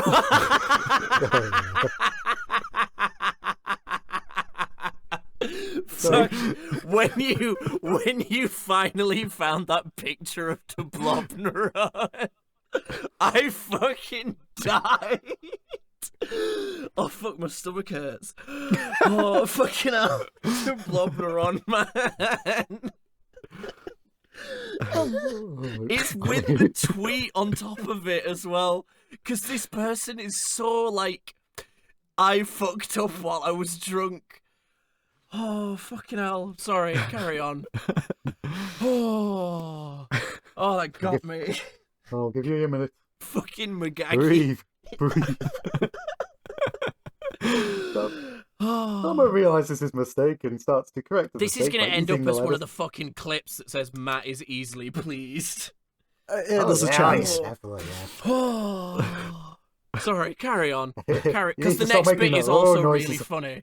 Homer starts correcting his mistake by eating the extra A in the G, but then he starts eating the rest of the letters, and Marge points out that she's made him a special cake to ruin. So Homer goes over to his special cake to go. How happy Homer is about this is so funny. He's just like, nom, nom, nom, nom. Again, like, I was already giggling at Magagi, and then this bit, and this was great. This was such a good open for, like, It was, whether or not, yeah. Exactly. It's like whether or not you like Yeah, no, it. 'Cause I this yeah. episode's not great. I'll fucking spot. It's not an amazing episode, but that open is so good. Yeah, I had to be fair. I had forgotten how solid that opener was. I was like, I think it is unfortunately fairly downhill from here, but yeah, those Absolutely. got me for sure. Absolutely. So, Yeah. doorbell rings and Marge answers it, and Patty goes, "Hello, everyone except Homer." And Patty then has to find out Genuinely, that... I know I say this every time they're on screen. If they were my sisters-in-law, for one, they would either not come to my house or I would just fucking bottle them. I would not tolerate that level of regular disrespect. I would just be like, get the fuck out of my house, man. Paddy has to point out that the father-in-law is across the street, and we see that Grandpa is knocking on completely the wrong door. And he goes, "Happy birthday!" to a very bemused man. Yeah, huge black man, just out for for random. You don't see that Maggie is brought into the room in her very first dress, and everyone goes, "Ah." Very cute. It is very cute. Grandpa ruins it slightly by going, "What's that smell?" I thought that bit was going to go that it was actually Abe that smelled. But no, it was Maggie shat herself. As babies often do. Mm-hmm. So everyone sat around the presents, and Bart asks where the other babies are, and Lisa explains that the other babies weren't invited because Maggie doesn't get along with them. So we then cut to Maggie glaring at the one-eyebrowed baby again, which crushes... So which is crushes Maggie her... the villain? Is Maggie the villain in this scenario? Because she's saying Maggie doesn't get on. Maggie doesn't get on with the other babies. Is it Maggie that's the problem? Maybe. So Maggie is taken away and put at the table for her birthday surprise, which is a cake. And we then see it from Maggie's perspective that she's absolutely terrified of everyone looming over, taking photos. Yeah, being a baby must be fucking horrifying half the time. Because they have no idea what's going on. I think that's what all the crying's about. It's one of the things whenever people are like, "Oh, you're coming over for so-and-so's first birthday." It's like, they're fucking one. They don't care. The thing is like, if you're having one of those parties, I'm not judging you, but don't talk about it like it's for the baby's benefit. Mm-hmm. It's like, "Oh no, they'll be sad if you don't come." No, they won't. You will, you fucking loser. You have no friends, so you had to have a baby so you could have a friend that you forced to live with you, and force all of your friends that you don't like come to go over your house and give you shit. Well, we've just lost the young parents section of the audience. Fuck young parents. I'm on one today. You really are. The Goosey Campo's him. That Campo angries up the blood, apparently. It fucking kicked in quick, I tell you that much. I think it's the jogging that I've already got on. My blood's already flowing, so that alcohol is zooming through my system. Abe and Jackie begin having a bit of an argument about what home remedy treatment and old school home remedy. Did either of your? Because again, we are like way ahead of time. Doesn't mean you have to waste it. Go on. Either of your grandparents? Did any of your grandparents ever like use old school, old wives' tale kind of remedies when you were a kid? Not that I remember. No, I don't have any recollection of it. I had to like put. I remember I had a cold, so they put like licorice under my tongue. Okay. Like a proper, like really dense licorice sweet, and they would just like put that under your tongue and do not let it move. I was like, what? So yeah, I had to sit there and watch like the news with my granddad while I had this huge glob of licorice under my tongue. Oh right. It wasn't my grandma, but I think it was my aunt when I got stung in the face by a wasp. She just poured a whole bottle of vinegar over it. Fucking hell. I think there's something to that, right? It's No, like I mean, neutralizing the venom or something. Yeah, venom's an alkaline, isn't it? Yes, but Think it so? did sting with the time. I'm not Yeah, I'm surprised, sure. yeah. I would probably rather just have the bee sting, to be honest, than have my aunt pour fucking vinegar on my face. I smelled like a chip shop, so it wasn't all bad. I always smell like a chip shop. I have a vague recollection of at some point when I couldn't sleep, my grandma giving me paracetamol at some point because I think it was intended very much in a placebo kind of way. I was like, "Here, you had some pills. Trust me, you'll sleep now." I was like, "Okay, I guess I'll sleep now." I did go with a friend when he had insomnia, and this was back over in uni, and we went to a chemist to ask what he should do. They said, "Just drink a shot of whiskey before you go to sleep." I mean, that will help. Yeah, That will sure. work. It's just like in uni, just recommending casual alcoholism. It worked. It worked a treat, though, didn't it? The home remedies are brought to an end by Bart doing his own impersonation of them, going, "Don't forget to give us Schmeckler's powder." Don't make fun. We then see that Maggie is put to bed, and we see there's also a recording device underneath her room. Yeah, I feel like we've seen that before. ethically hard. Was that? Yeah. Oh, I missed that Like detail. like was when that? when they pan through the floor, there's a recording device in between the Oh, yeah. in between the floorboards. And I feel like we've seen something similar before. The recording device gag. I don't know if it was at The Simpsons, but I feel like we've seen it before. I think a lot of things do like gags of stuff in the walls when you're panning between rooms. Yeah. The family are reminiscing about Lisa's third birthday and how she and Bart did an adorable dance, and Grandpa says, oh, let's see it. The kids are very reluctant, and Grandpa gets increasingly more threatening. This So was he's a getting- fucking weird bit. Yep. They really needed to fill. They really needed to fill time. And get that sponsorship money? Question mark. Unclear. So the kids begin very unenthusiastically singing the Armour hot dog song, and then Grandpa whacks out a harmonica and says, sing it like you mean it. Some hellacious enthusiasm goes in as they do the entirety of the commercial, including a cameo with Milhouse, who has chicken pox, unfortunately. It actually is a brand. Oh, yeah. No, it's this an is actual real. thing. Yeah. This is a real advert. What's the actual? Were they running out of money? I don't know whether they got paid to do this or not, to be honest. Like, they go so in on it that you could genuinely believe that this was a fucking paid placement. I mean, but, it like, literally I ends don't with know. Homer. It literally ends with Homer walking up to the screen going, please buy Homer hot I mean, dogs." yeah, the gag there is just that's so over the top, but also like it could still be paid, and I don't even know. I like as well how Armour hot dogs is spelt correctly when you look up the company, but I'm fairly certain that when Homer walks by with the buy Armour hot dogs thing, it's spelt wrong. Well, no, it's spelt as in- American. No, A-R-M-O-R. I've got the screenshot here. No, it's got Is you it- in it. Right, okay. As But I still Armour. think it's funny that an American company has the correct spelling of armor in it, but only because it was his last fucking name. Right. I didn't look into the history of the brand. I got to be I honest just with you. googled it now. They're from Milwaukee, and it's Philip D. Armour and John Plankington. What a shit name! Change your name, Plankington. If any of the Plankingtons still live, change your name. And he's probably only got the correct spelling because he's brought it from the UK at some Yeah, point. absolutely. Yeah, 1863. This prompts Lisa to, after they finish, Lisa is prompted to ask, don't we know any actual songs that aren't commercials? This prompts everyone to start doing They the all chicken just start tonight. singing Chicken Tonight. What's the actual balls? At least I've heard that song before, but Were yeah. they just fucking stoned in the writer's room, man? I will admit I did get a laugh out of them all doing the chicken dance. It got a chuckle, and that was about it. At best, that yeah. We then see Jackie saying goodbye to the family because you won't see them till Thanksgiving, and then Homer slyly goes, well, if not then, Christmas.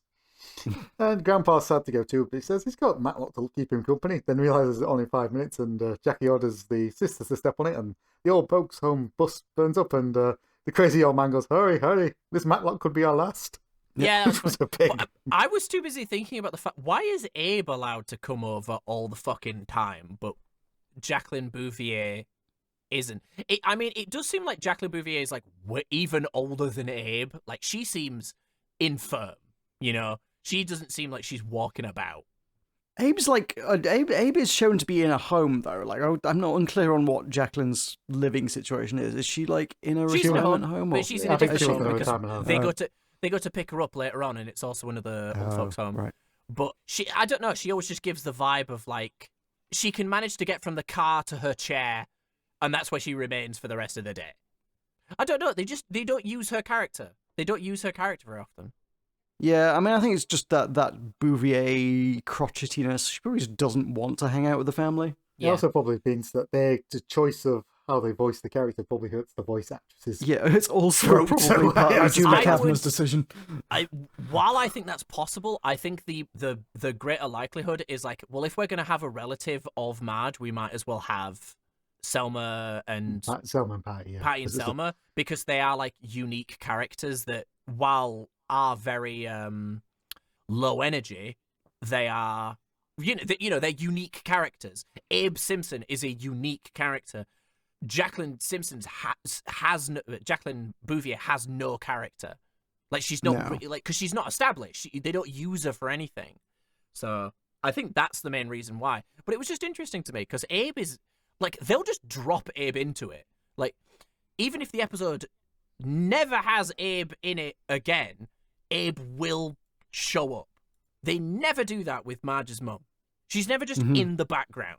I think they just like writing Abe lines as well, though, because you can just use him to fill time with just random Absolutely. gags. So Abe if you're like, is oh, used for just be old. yeah, absolutely. Oh, we've got 30 seconds of runtime to fill. I'll just stick some Abe content in there somewhere. Absolutely. So we cut to the Marge and Homer in bed, and Marge points out, both my mother and your father seem pretty lonely. Just gets Homer to laugh and say, yeah, that is funny. Yeah, it's so weird. Oh, I love Homer just casually being a dickhead. So Marge suggests that maybe they should do something together, which includes going to a matinee or going to that room in the library that's always full of old people, which is periodicals. Yeah. So Right, Homer's response to this is, old people don't need companionship. They need to be isolated and studied so we can determine what nutrients they have so that we can extract. What the fuck? I did, like, someone, please tell me someone Googled this reference. I have done a lot of Googling about this reference. Like, I have latched onto this reference and not let go for 2 days now, I'm going to be honest with you. It is implied that Homer has gotten his opinions from the Ross Perot pamphlet that he's reading in bed. Yeah. I don't get this. Ross Perot was, as we've established, is Homer's specialist subject is independent presidential candidates. Ross Perot was an independent presidential candidate in 1992 and 1996.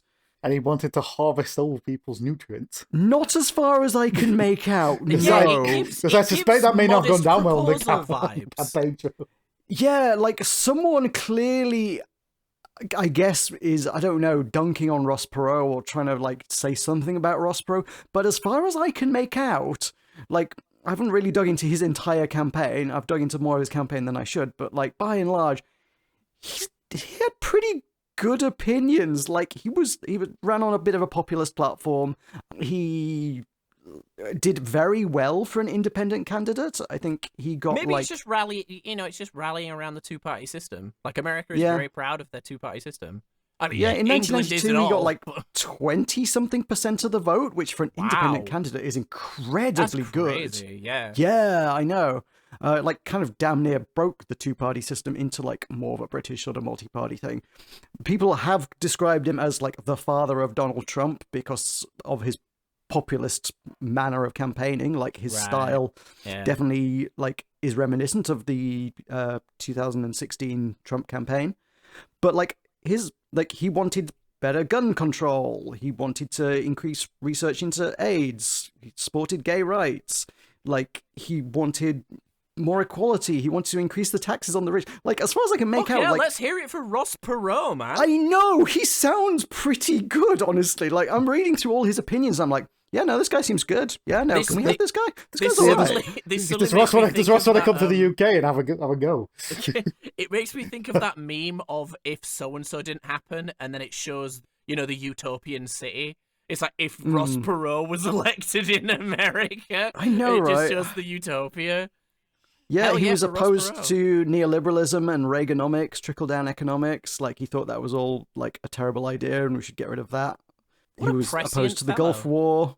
Yeah, I know. Like, What a weird think- what a weird person to then make a bit about.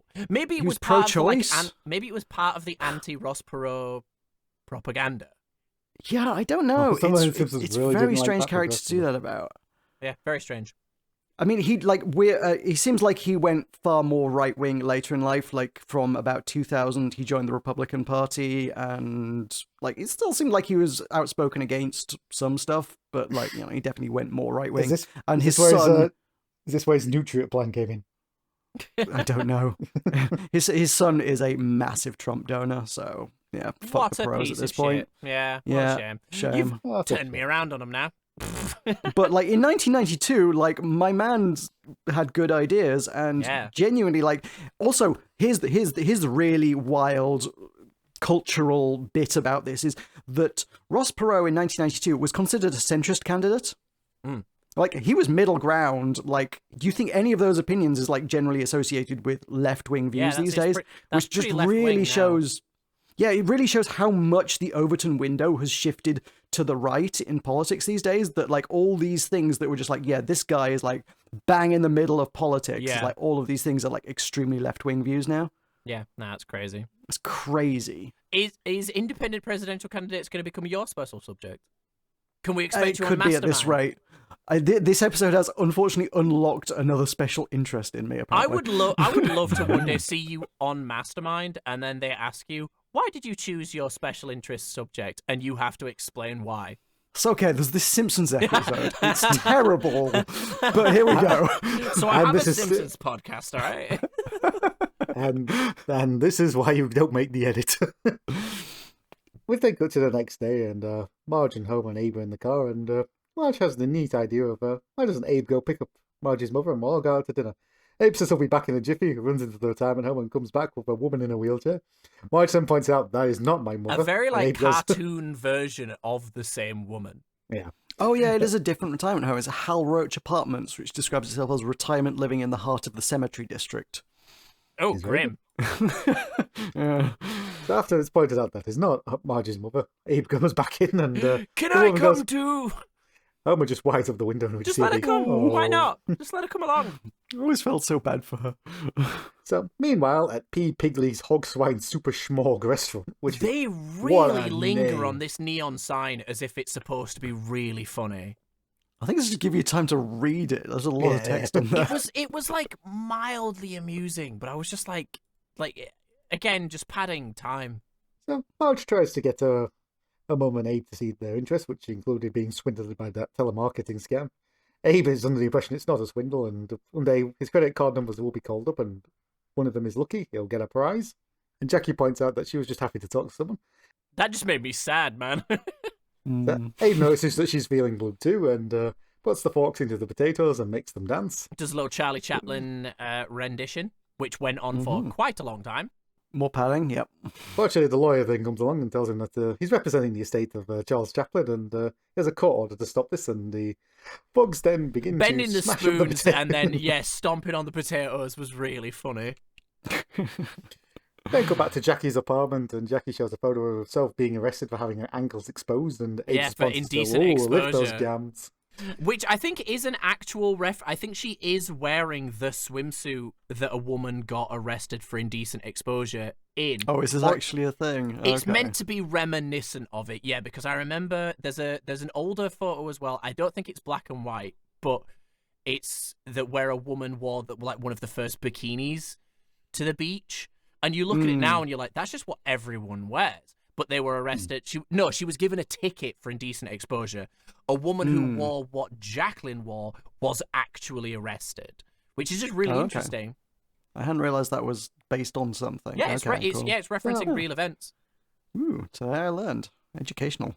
Jackie starts listing off her friends, which included Zelda Fitzgerald, Francis Farmer, and Sylvia Plath. Yeah.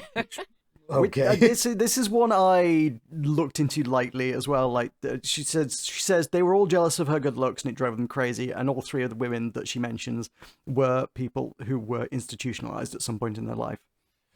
What a weird connection.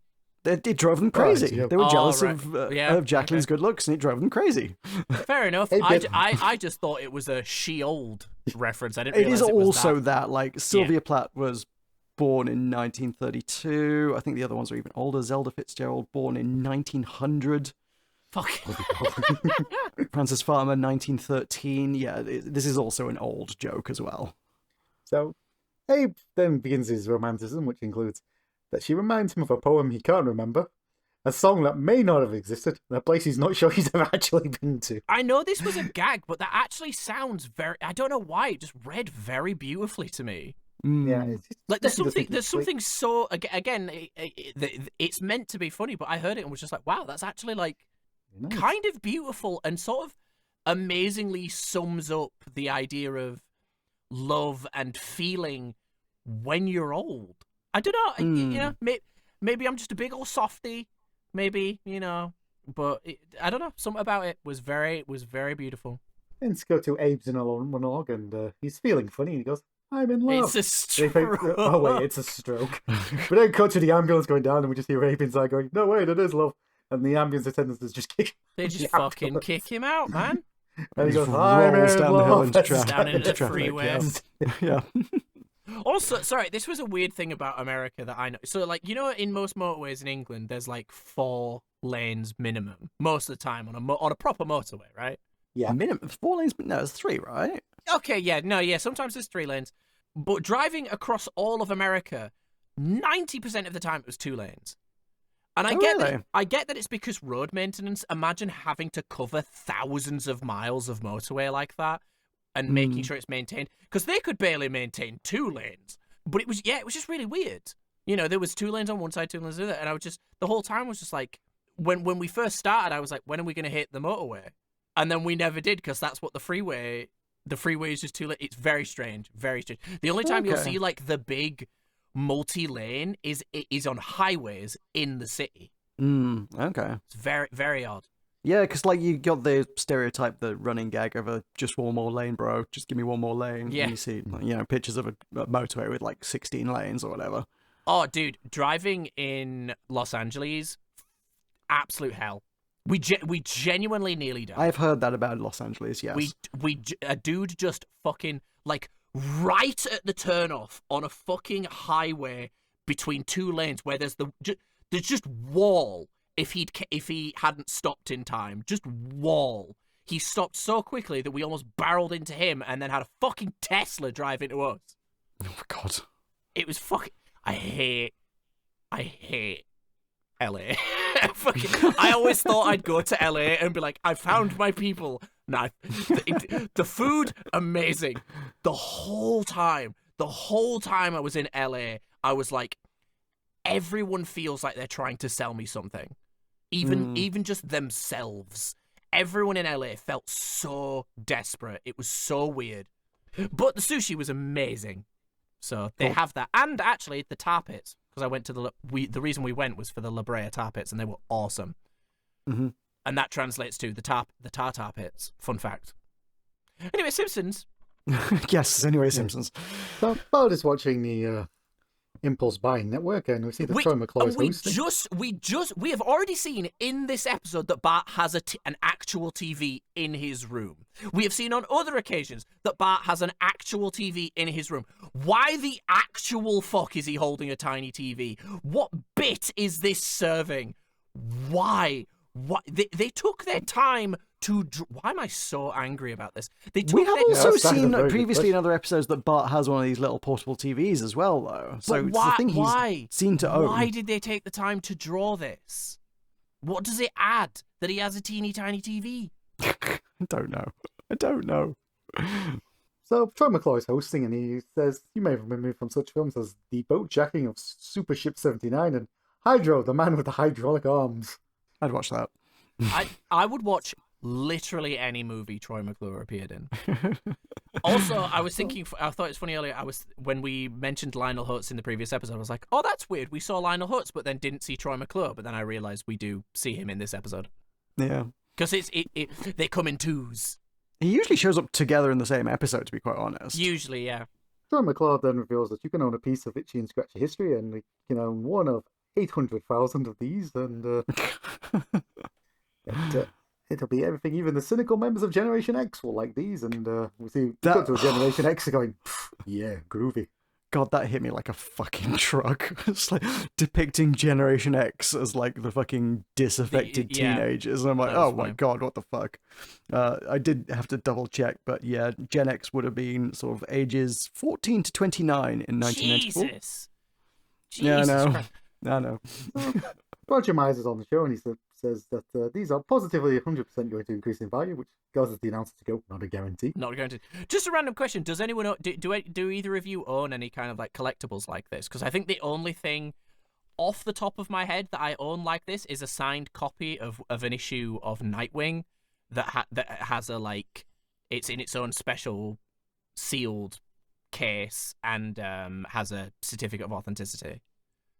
Does that do either of you own? Oh, and my dad owns like a Star Trek cell, but my dad owns a bunch of shit like that. Do either of you own any like actual like collectibles of that nature? Yeah, I'm not even sure where it is now, but somewhere I do. I was bought for Christmas one year like a little collectible Red Dwarf thing. I'm not surprised it's Red Dwarf with you.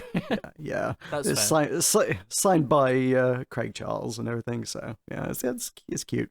I years ago got a picture with the Potato Head guy. I've forgotten his name.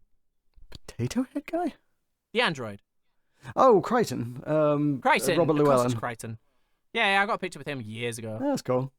Yeah, he was at not MCM, the one in Leeds, whatever that was called. Was it just called like Leeds Comic Con or something? Yeah, he was there. He was a nice guy. He's a nice guy. He was promoting his book. My dad read his book and said it was great. Michael, any collectibles?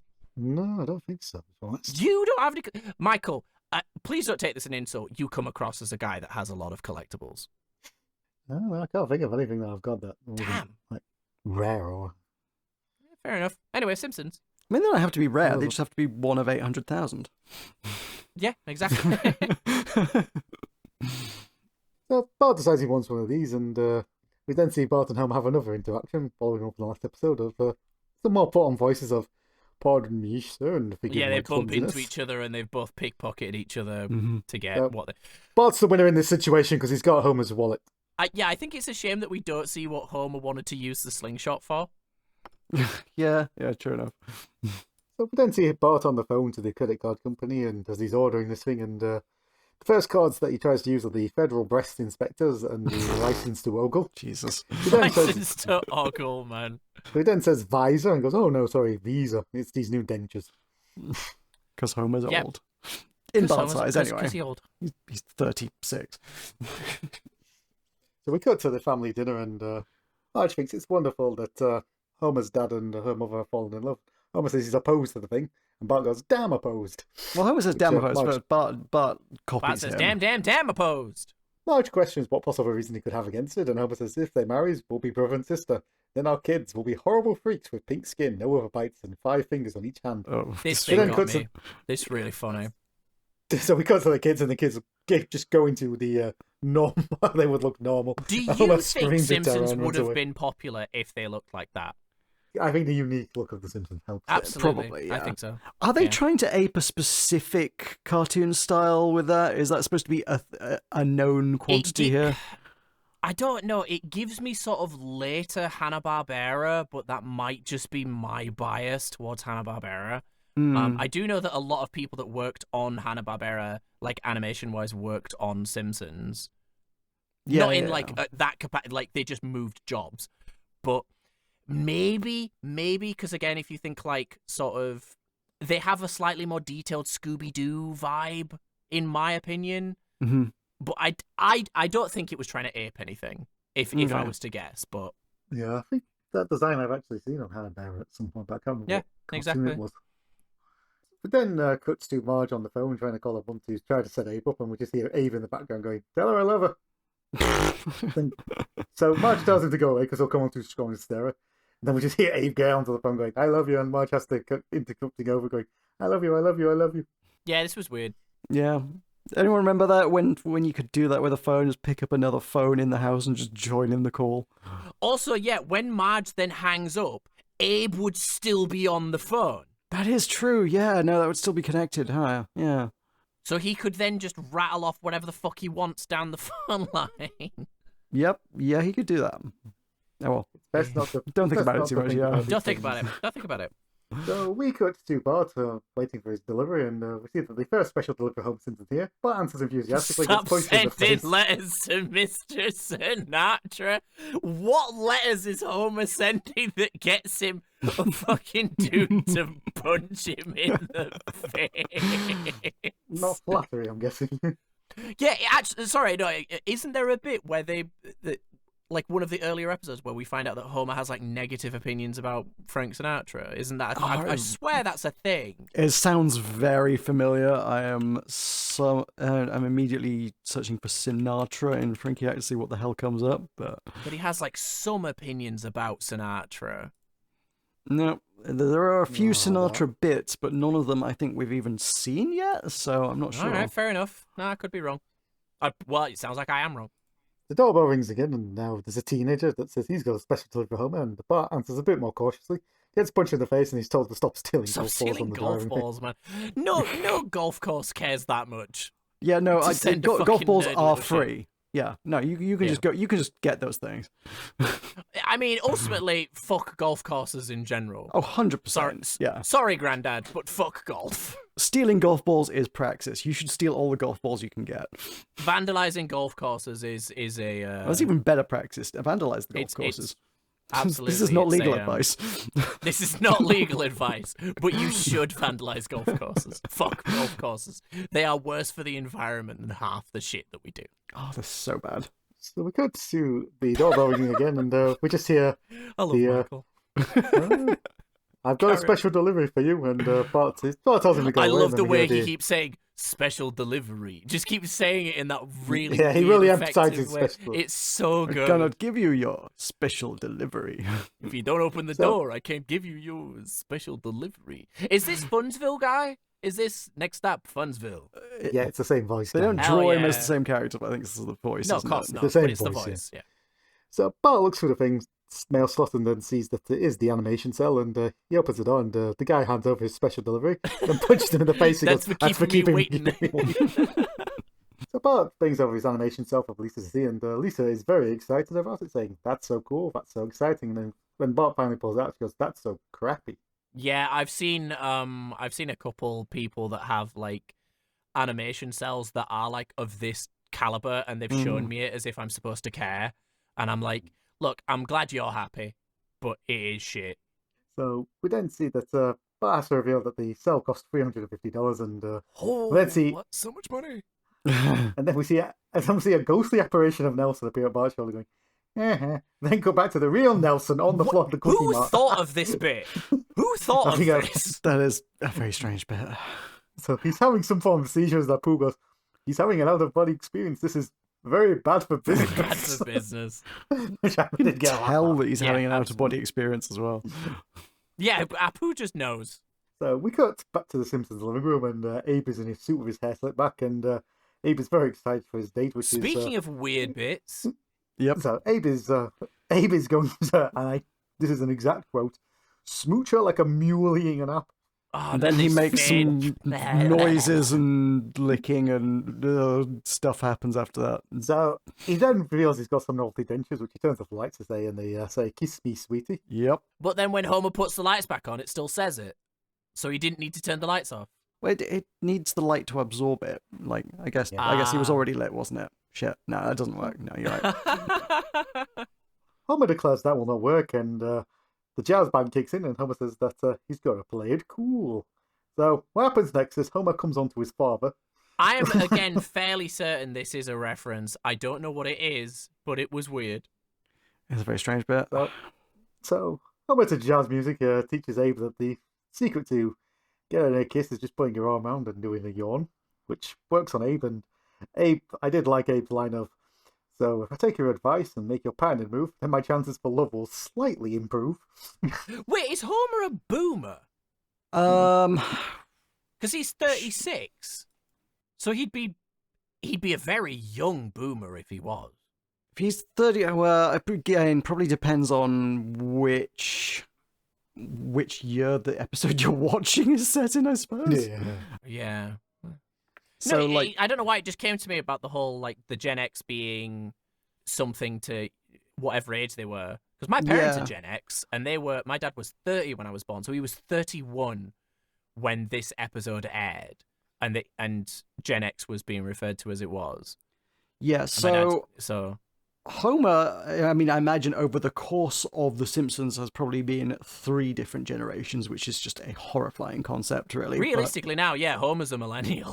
Homer is a millennial now. Homer is like, I think, an elder millennial, but like he is. I think he's canonically 40 now, but that would still plunk him straight in, millennial. Yeah. But at time of this episode, a 36-year-old would have been born in 1958, which is smack bang in baby boomer territory. Yep. Wow, okay, damn. So we know that Homer's going to have another baby because Grandpa's seduction works on him, as he does his little giggle. yeah. Yep. Homer asks him, "What's the rule?" And Grandpa says, "Play it cool." The music Play it stops, they cool. both sit down. We then see that Jackie rings the doorbell and Abe jumps behind the counter. He does not play it cool. They animated that, man. They animated that really well. Like they put more time than they needed to into his like flailing feet. To Simpsons Archive does not list many references comparatively compared to most episodes for this particular one. So, like, if this was a thing, I don't know what it was. No, I don't know if it's a reference. I just thought they put a lot of effort in. Oh, sorry, the play it cool thing. The play it cool thing? Nah, definitely a reference. I just don't think anyone got it yet. But it's there is no way that's not a reference. They would not just start doing that. 32 years later, nobody has figured out what the reference is. Probably. Or they just, again, no one cares about this episode. It could be that. So we cut to Bark in the comic book store, and he's trying to sell Scratchy's arm, and comic book guy points out that the picture of Snagglepuss is worth something, but the arm is not. Bart is offered something for it, which is a phone that is shaped like Mary Worth, and Bart is then also told not. Bart is then told not to groan in the shop. It seems like the Mary Worth phone is worth something, although probably not $350 that Bart paid for the cell, but probably not. We then cut to Abe and Jackie dancing, and we established that this particular song is her favourite song. Abe declares that he can't remember when he felt this young, and he says, "No, I really can't."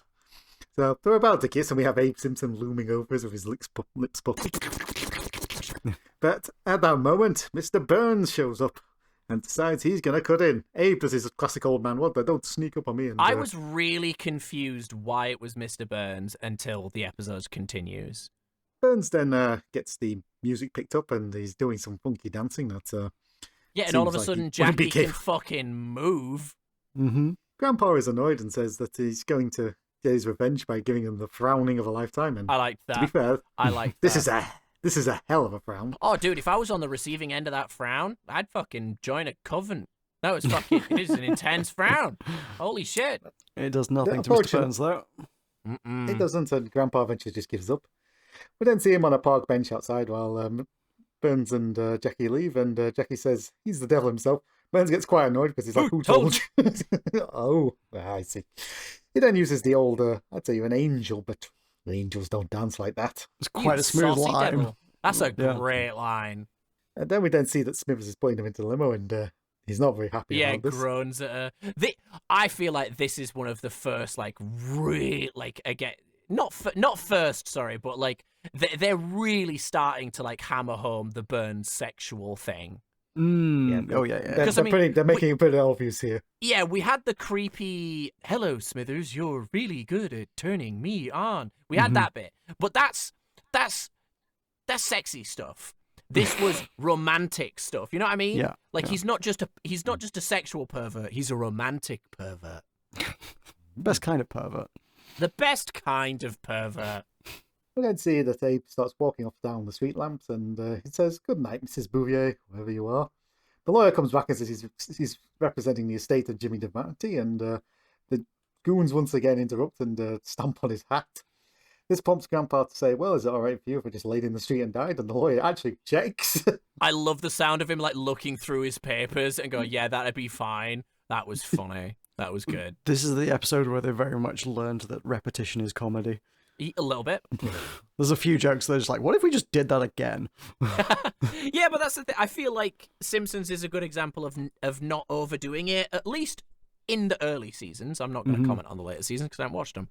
But in the early seasons, I think they did manage to keep it under 2 or 3 times, and they usually nail it. I'm not going to say always, but again, they usually nail it in doing... Because again, they did the joke again, but then paid it off with him being like, "Is it okay if I curl up and die?" And they're like, I'm not really criticizing it because like it does work. Sorry. Like repetition is comedy. Like it's the rule of threes for a reason. I know they only do the lawyer thing twice here, but like, you know, if you do the same joke 3 times with, you know, slight variants, like it is funny. Like to see the same thing done again, you're like, oh, haha, that's the thing that they did.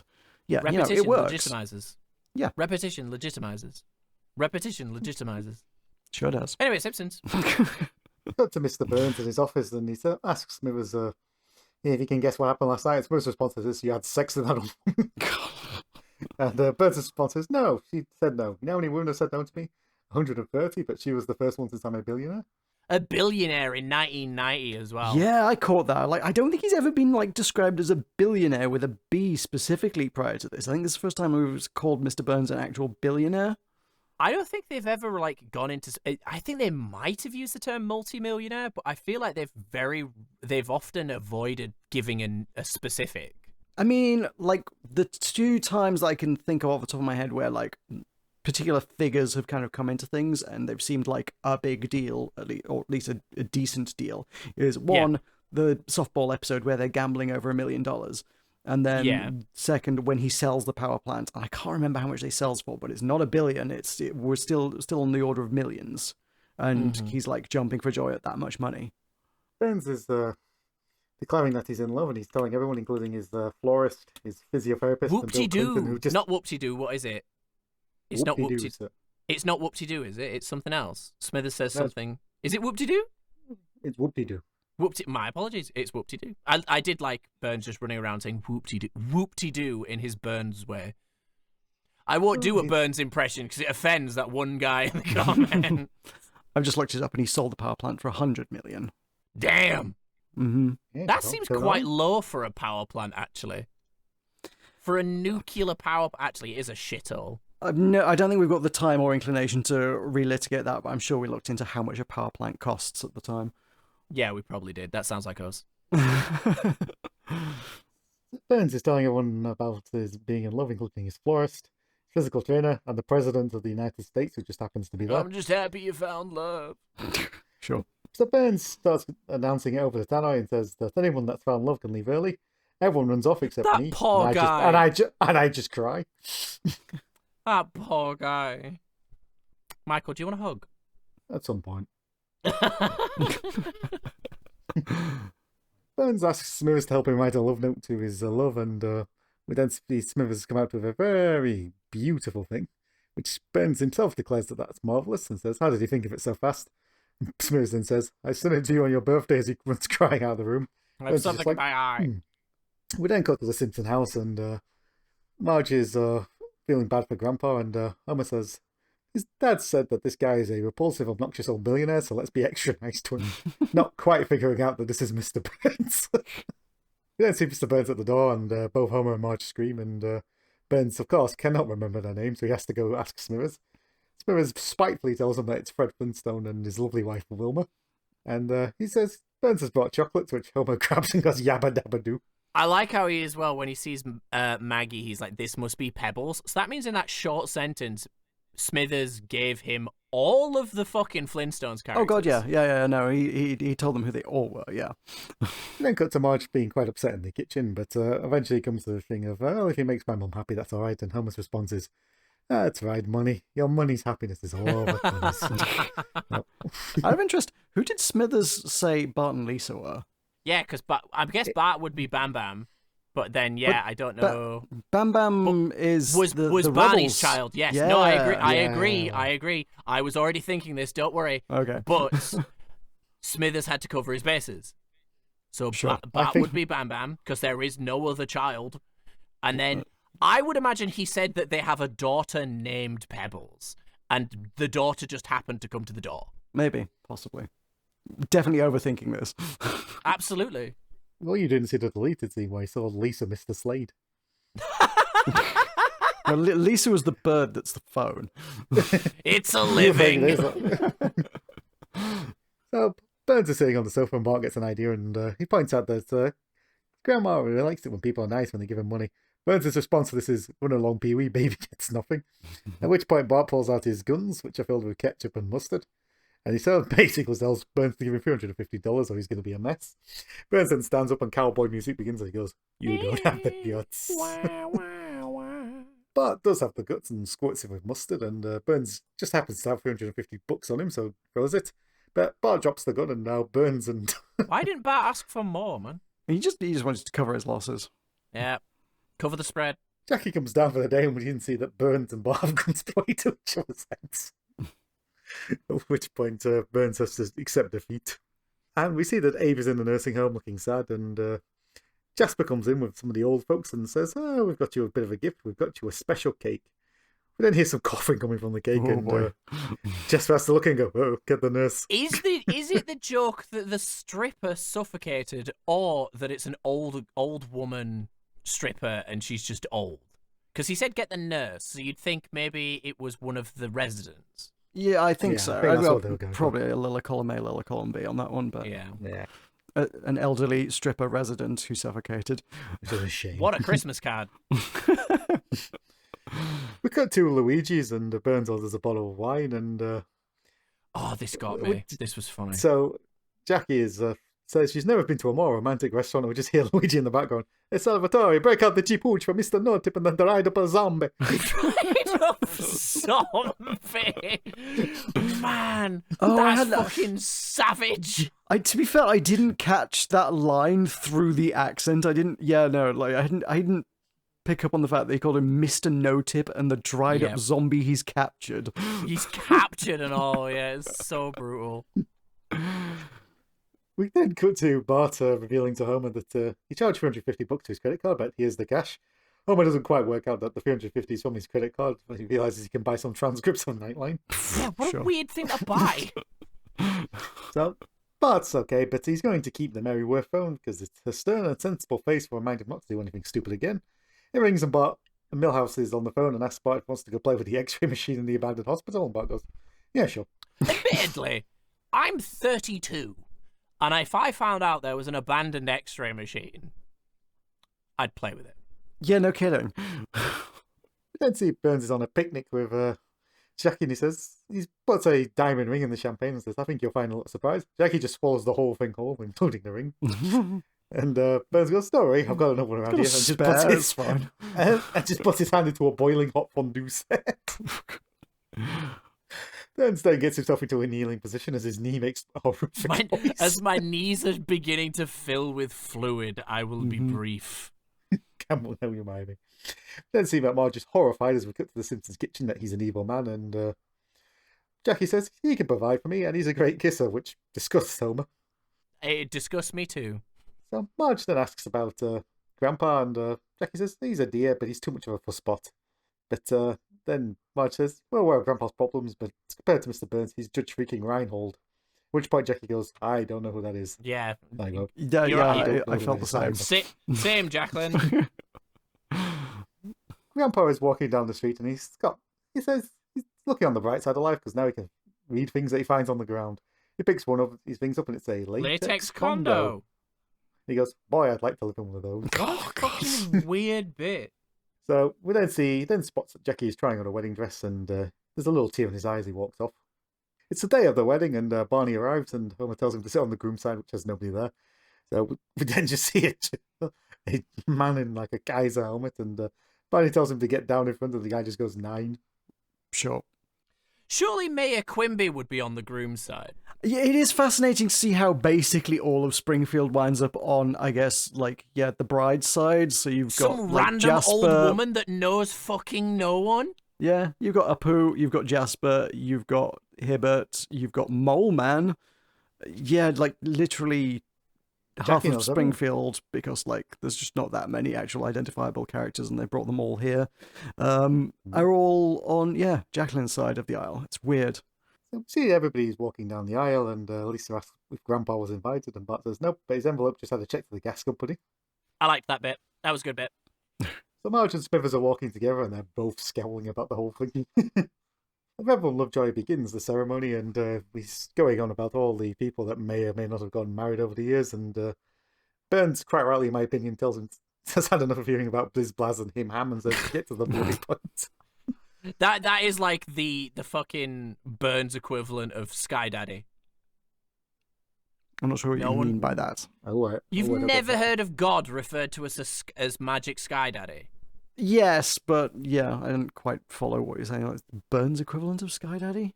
Yeah, because Burns I'm fucking wasted on this show. Just carry on. Sure. I'm sure the audience got it. It's me that's an idiot. No, it's always me. It's always me. We all know this. Just carry on. Burns takes Jackie to be his wife, but Bart drops the ring and Burns tells him that to pick it up or he'll get really upset. Marge is subtly trying to point out that Burns is being a bit of a jerk here as he kicks Bart in the arse, and she just goes, I know. Burns rather roughly puts the wedding ring on her finger. And then we see that Lovejoy asks her about, and then Moonlight Serenade starts playing, and Jackie's like, oh, this is my favourite song. How did I you specifically requested no romantic music. At the wedding. Yep. So then Spin revealed that Abe was playing the music as he starts banging on the glass window going, Mrs. Bouvier, Mrs. Bouvier. He then breaks the glass, then falls. Which is a reference to a movie, but I've only seen it referenced in Wayne's World. It's a reference to The Graduate, I'm led to understand. Ah, okay. Yeah. I'm amazed I've never seen The Graduate. I should watch The Graduate. Probably should we should set watch that. ourselves the challenge again? Oh, of we're doing watching The another Graduate? let's watch a Should- movie off the back of the Simpsons thing. Should we do that? Should we watch The Graduate? 'Cause I've never Probably seen should, it. yeah. I've heard it's no. amazing. All right, we'll It's watch The supposed to be Graduate good. then. Okay. Abe falls and lands on the floor, but he gets straight back up, so well, he's fine. Yeah. Abe then asks Jackie if she's sure she wants to be Mrs. Montgomery Burns and wouldn't she rather be Mrs. Abraham J. Simpson. Jackie firmly says no, and Abe is sad and Burns grins. But Jackie basically decides, I don't want to be either. And Abe goes, good enough for me, as he runs out of the church with arm in arm as everyone's throwing the confetti. And they get on the old people bus, and we hear that a Simon and Garfunkel song seems to be playing over the thing. And Grandpa tells Otto to turn off that racket, and Grandpa goes, nope, not a chance. And the bus just goes off into the distance as the custom song begins to play. Yeah, Yep. this the shot of them in the car with the background is also a reference to a movie, but it's a black and white flick that apparently is very classic, but because it's a very like lingering. Because I think it's Woody Allen is the guy in the film. I think. Simpsons Archive also has this bit pegged as being The Graduate specifically as well. It says the organ bit and the bit on the bus, I suppose both apparently The Graduate. Okay, I guess it might be, but I could have sworn. All right, I could I probably don't know, wrong. I haven't seen the movie. Yeah, well, we will. And then, yeah, there's this weird sort of Song going on. parody Yeah, Simon version and of Garfunkel. Sound of Silence, yeah. And Grandpa also begins to tell a story towards the end. Yeah, does he? yeah, no, I that's didn't even good. notice. Yeah, yeah. As usual, Abe rambling, and then it gets to the Gracie Films bit, and she shushes, and she shushes goes, "Oh, I'm him sorry." because he's still going. Yeah.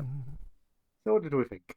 I genuinely like this one more. It's still kind of dull overall. Like it was fun to talk about, but I think that was partly the alcohol kicking in. The B plot goes nowhere. The A plot is just odd. The thing that came across for me is I felt like this felt more like a season 1 and 2 episode. Did you guys get that vibe? In what way? In the sense that it was a more traditional sitcom episode of there was a plot. Yeah, yeah. Like, okay, yeah, I you get know, that. there's a story that's going on within the family, very standard sitcom, thing happens, reset to zero. Yeah, you know, okay, yeah, in so- that sense, yeah, for sure, yeah. It's not like getting an elephant or going to space kind of nonsense. It's not Yeah, it still completely had, like- silly slapstick. It still had Simpsons absurdism. Mm. Absolutely. But it felt like a leftover plot from like season 1 or 2 that they were just like, let's just use this. Mm-hmm. Yeah, yeah. It's definitely it's more of a like a it's one that's got some emotion to it. It's got some actual like feelings Yeah. and stuff, and it's not just gag, gag, gag, gag, gag. It's like Yeah. what if people like did stuff and interacted with each other and had emotions. I genuinely think the bits in this episode landed way better for me personally. I don't know why. I think they just were more funny to me. Maybe because again they weren't Bart bits. Because I don't know. Sometimes Bart bits just are just weird to me.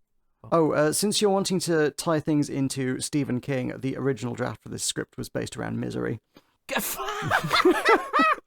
What? How? Does Jacqueline kidnap Abe? What the fuck? The first draft of the script had Grandpa getting injured on Mr. Burns' property and stuck there, leading him to think that Burns would kill him. The script ran to 85 pages long, and they decided to to scrap it, basically. Were they stoned writing this season? I mean, probably. I don't think it had but- anything to do with what it became. I think it was just like where they started, as What a- far as writing it goes.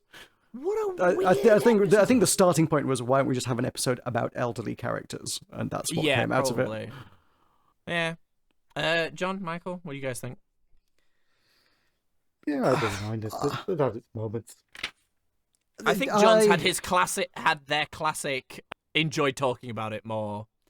than Yeah, there watching were a few gags in there that I guess I had forgotten about by virtue of the fact that most of it is just a bit slow and a bit of a drag. Like, you reminded me that, like, there were some good bits. Yeah, there were a few good gags in there that I had, like, absolutely forgotten because most of the episode is just, like, Absolutely. 100%. Yeah. not very Right. funny. No, it's not. It's kind of... But I think the thing is for me, this episode wasn't funny because it wasn't always trying to be, whereas the previous episode was trying to be funny, and I found it actively not funny. Do you see where my stance is there? Like, I don't think this episode was trying to be super funny, so it succeeded at what it was doing. Whereas the last episode was genuinely trying to make me laugh, and I just didn't laugh. So Okay, yeah. That's where my tipping of the scales came from. Sure. Okay. I mean, this led me down a rabbit hole about Ross Perot, and I've gained a new special interest, so it's got that going for it. We need to do a pub quiz. As long as there's a Ross Perot round, we're in. I feel like the three of us would do all right at a pub quiz. I have some extremely niche and specific knowledge, but what I do know, I know plenty about. Yeah. Michael, any thoughts? Yeah, no, the episode was perfectly serviceable. Mm. There are a few moments that made me laugh. So, again, not a great deal to it, but very happy. No, I think that's fair. In terms of society, I think you could fucking stretch and say this episode shows how older people still have rich, interconnected lives that we just don't usually bother with because they're old. But that is so seriously a joint-bustingly, knee-filling with fluid stretch.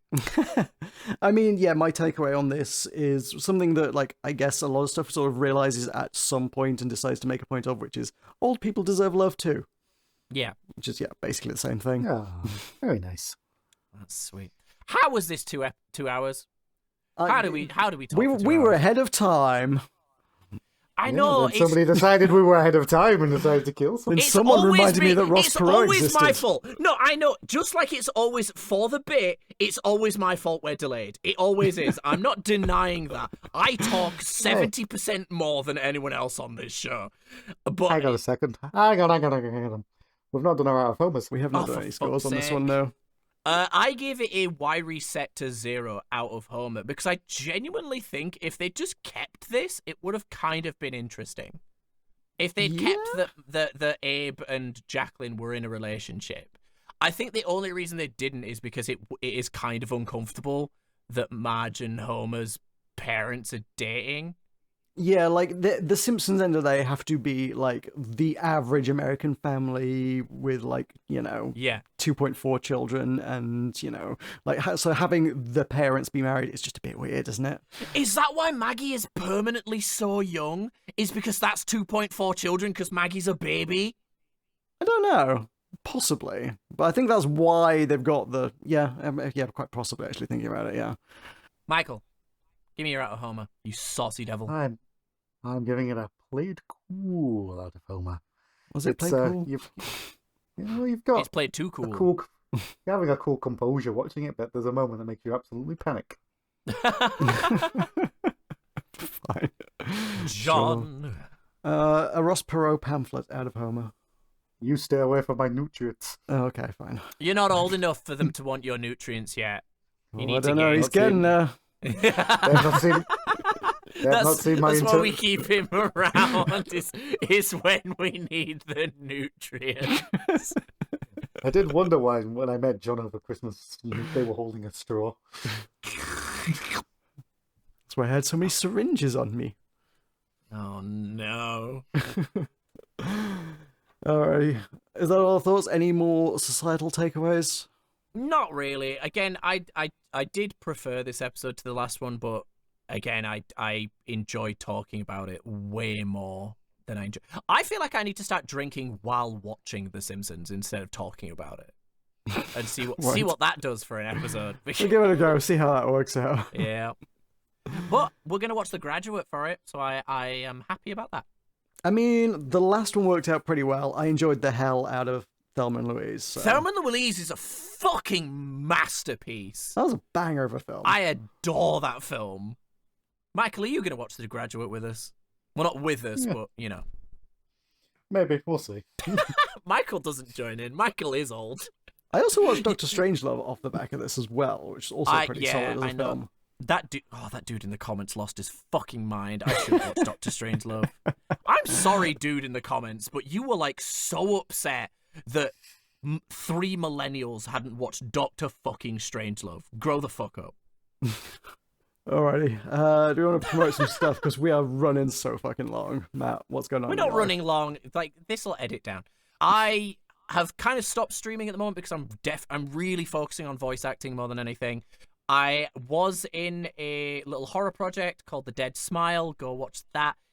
I will say it is an amateur project, so treat it with kindness. I'm proud of the voice acting I did for it.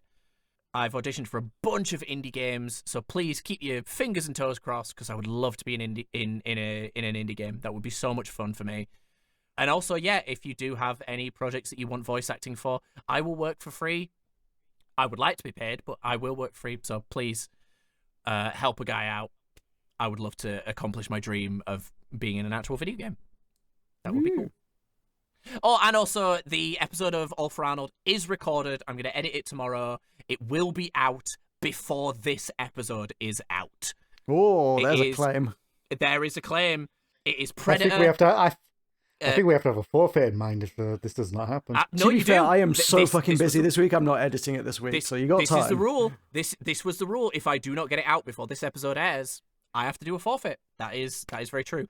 Yeah, it's Predator, one of Arnie's absolute classics. I'm very much looking forward to it. And then we've got Running Man, a film that both me and John are weirdly looking forward to, only because we haven't seen it, kind of thing. Mm-hmm. It was weird, and it was apparently good enough for them to remake. So yes, yeah. So. Well, it's based on a Stephen King novel of all fucking things. Oh my god, can't escape that man.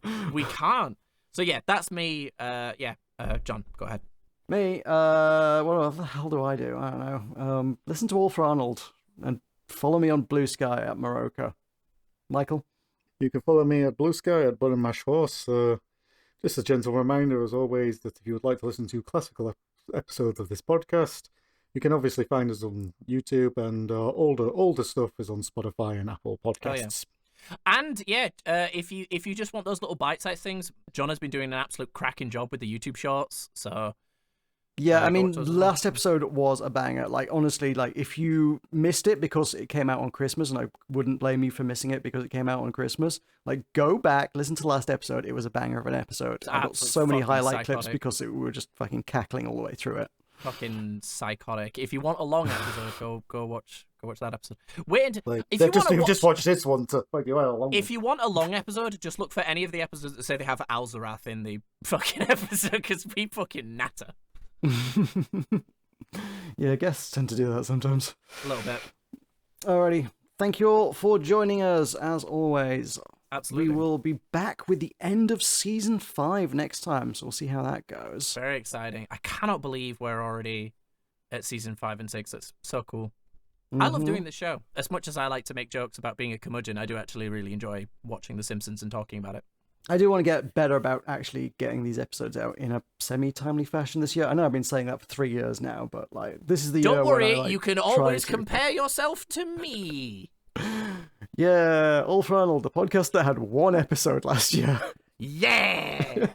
We recorded 2, to be fair. Yes, we recorded 2, but I lost... the audio was just unusable. Alrighty. Goodbye, everybody. Bye. Bye, everybody. Oh yeah, I stole his catchphrase. Whoops.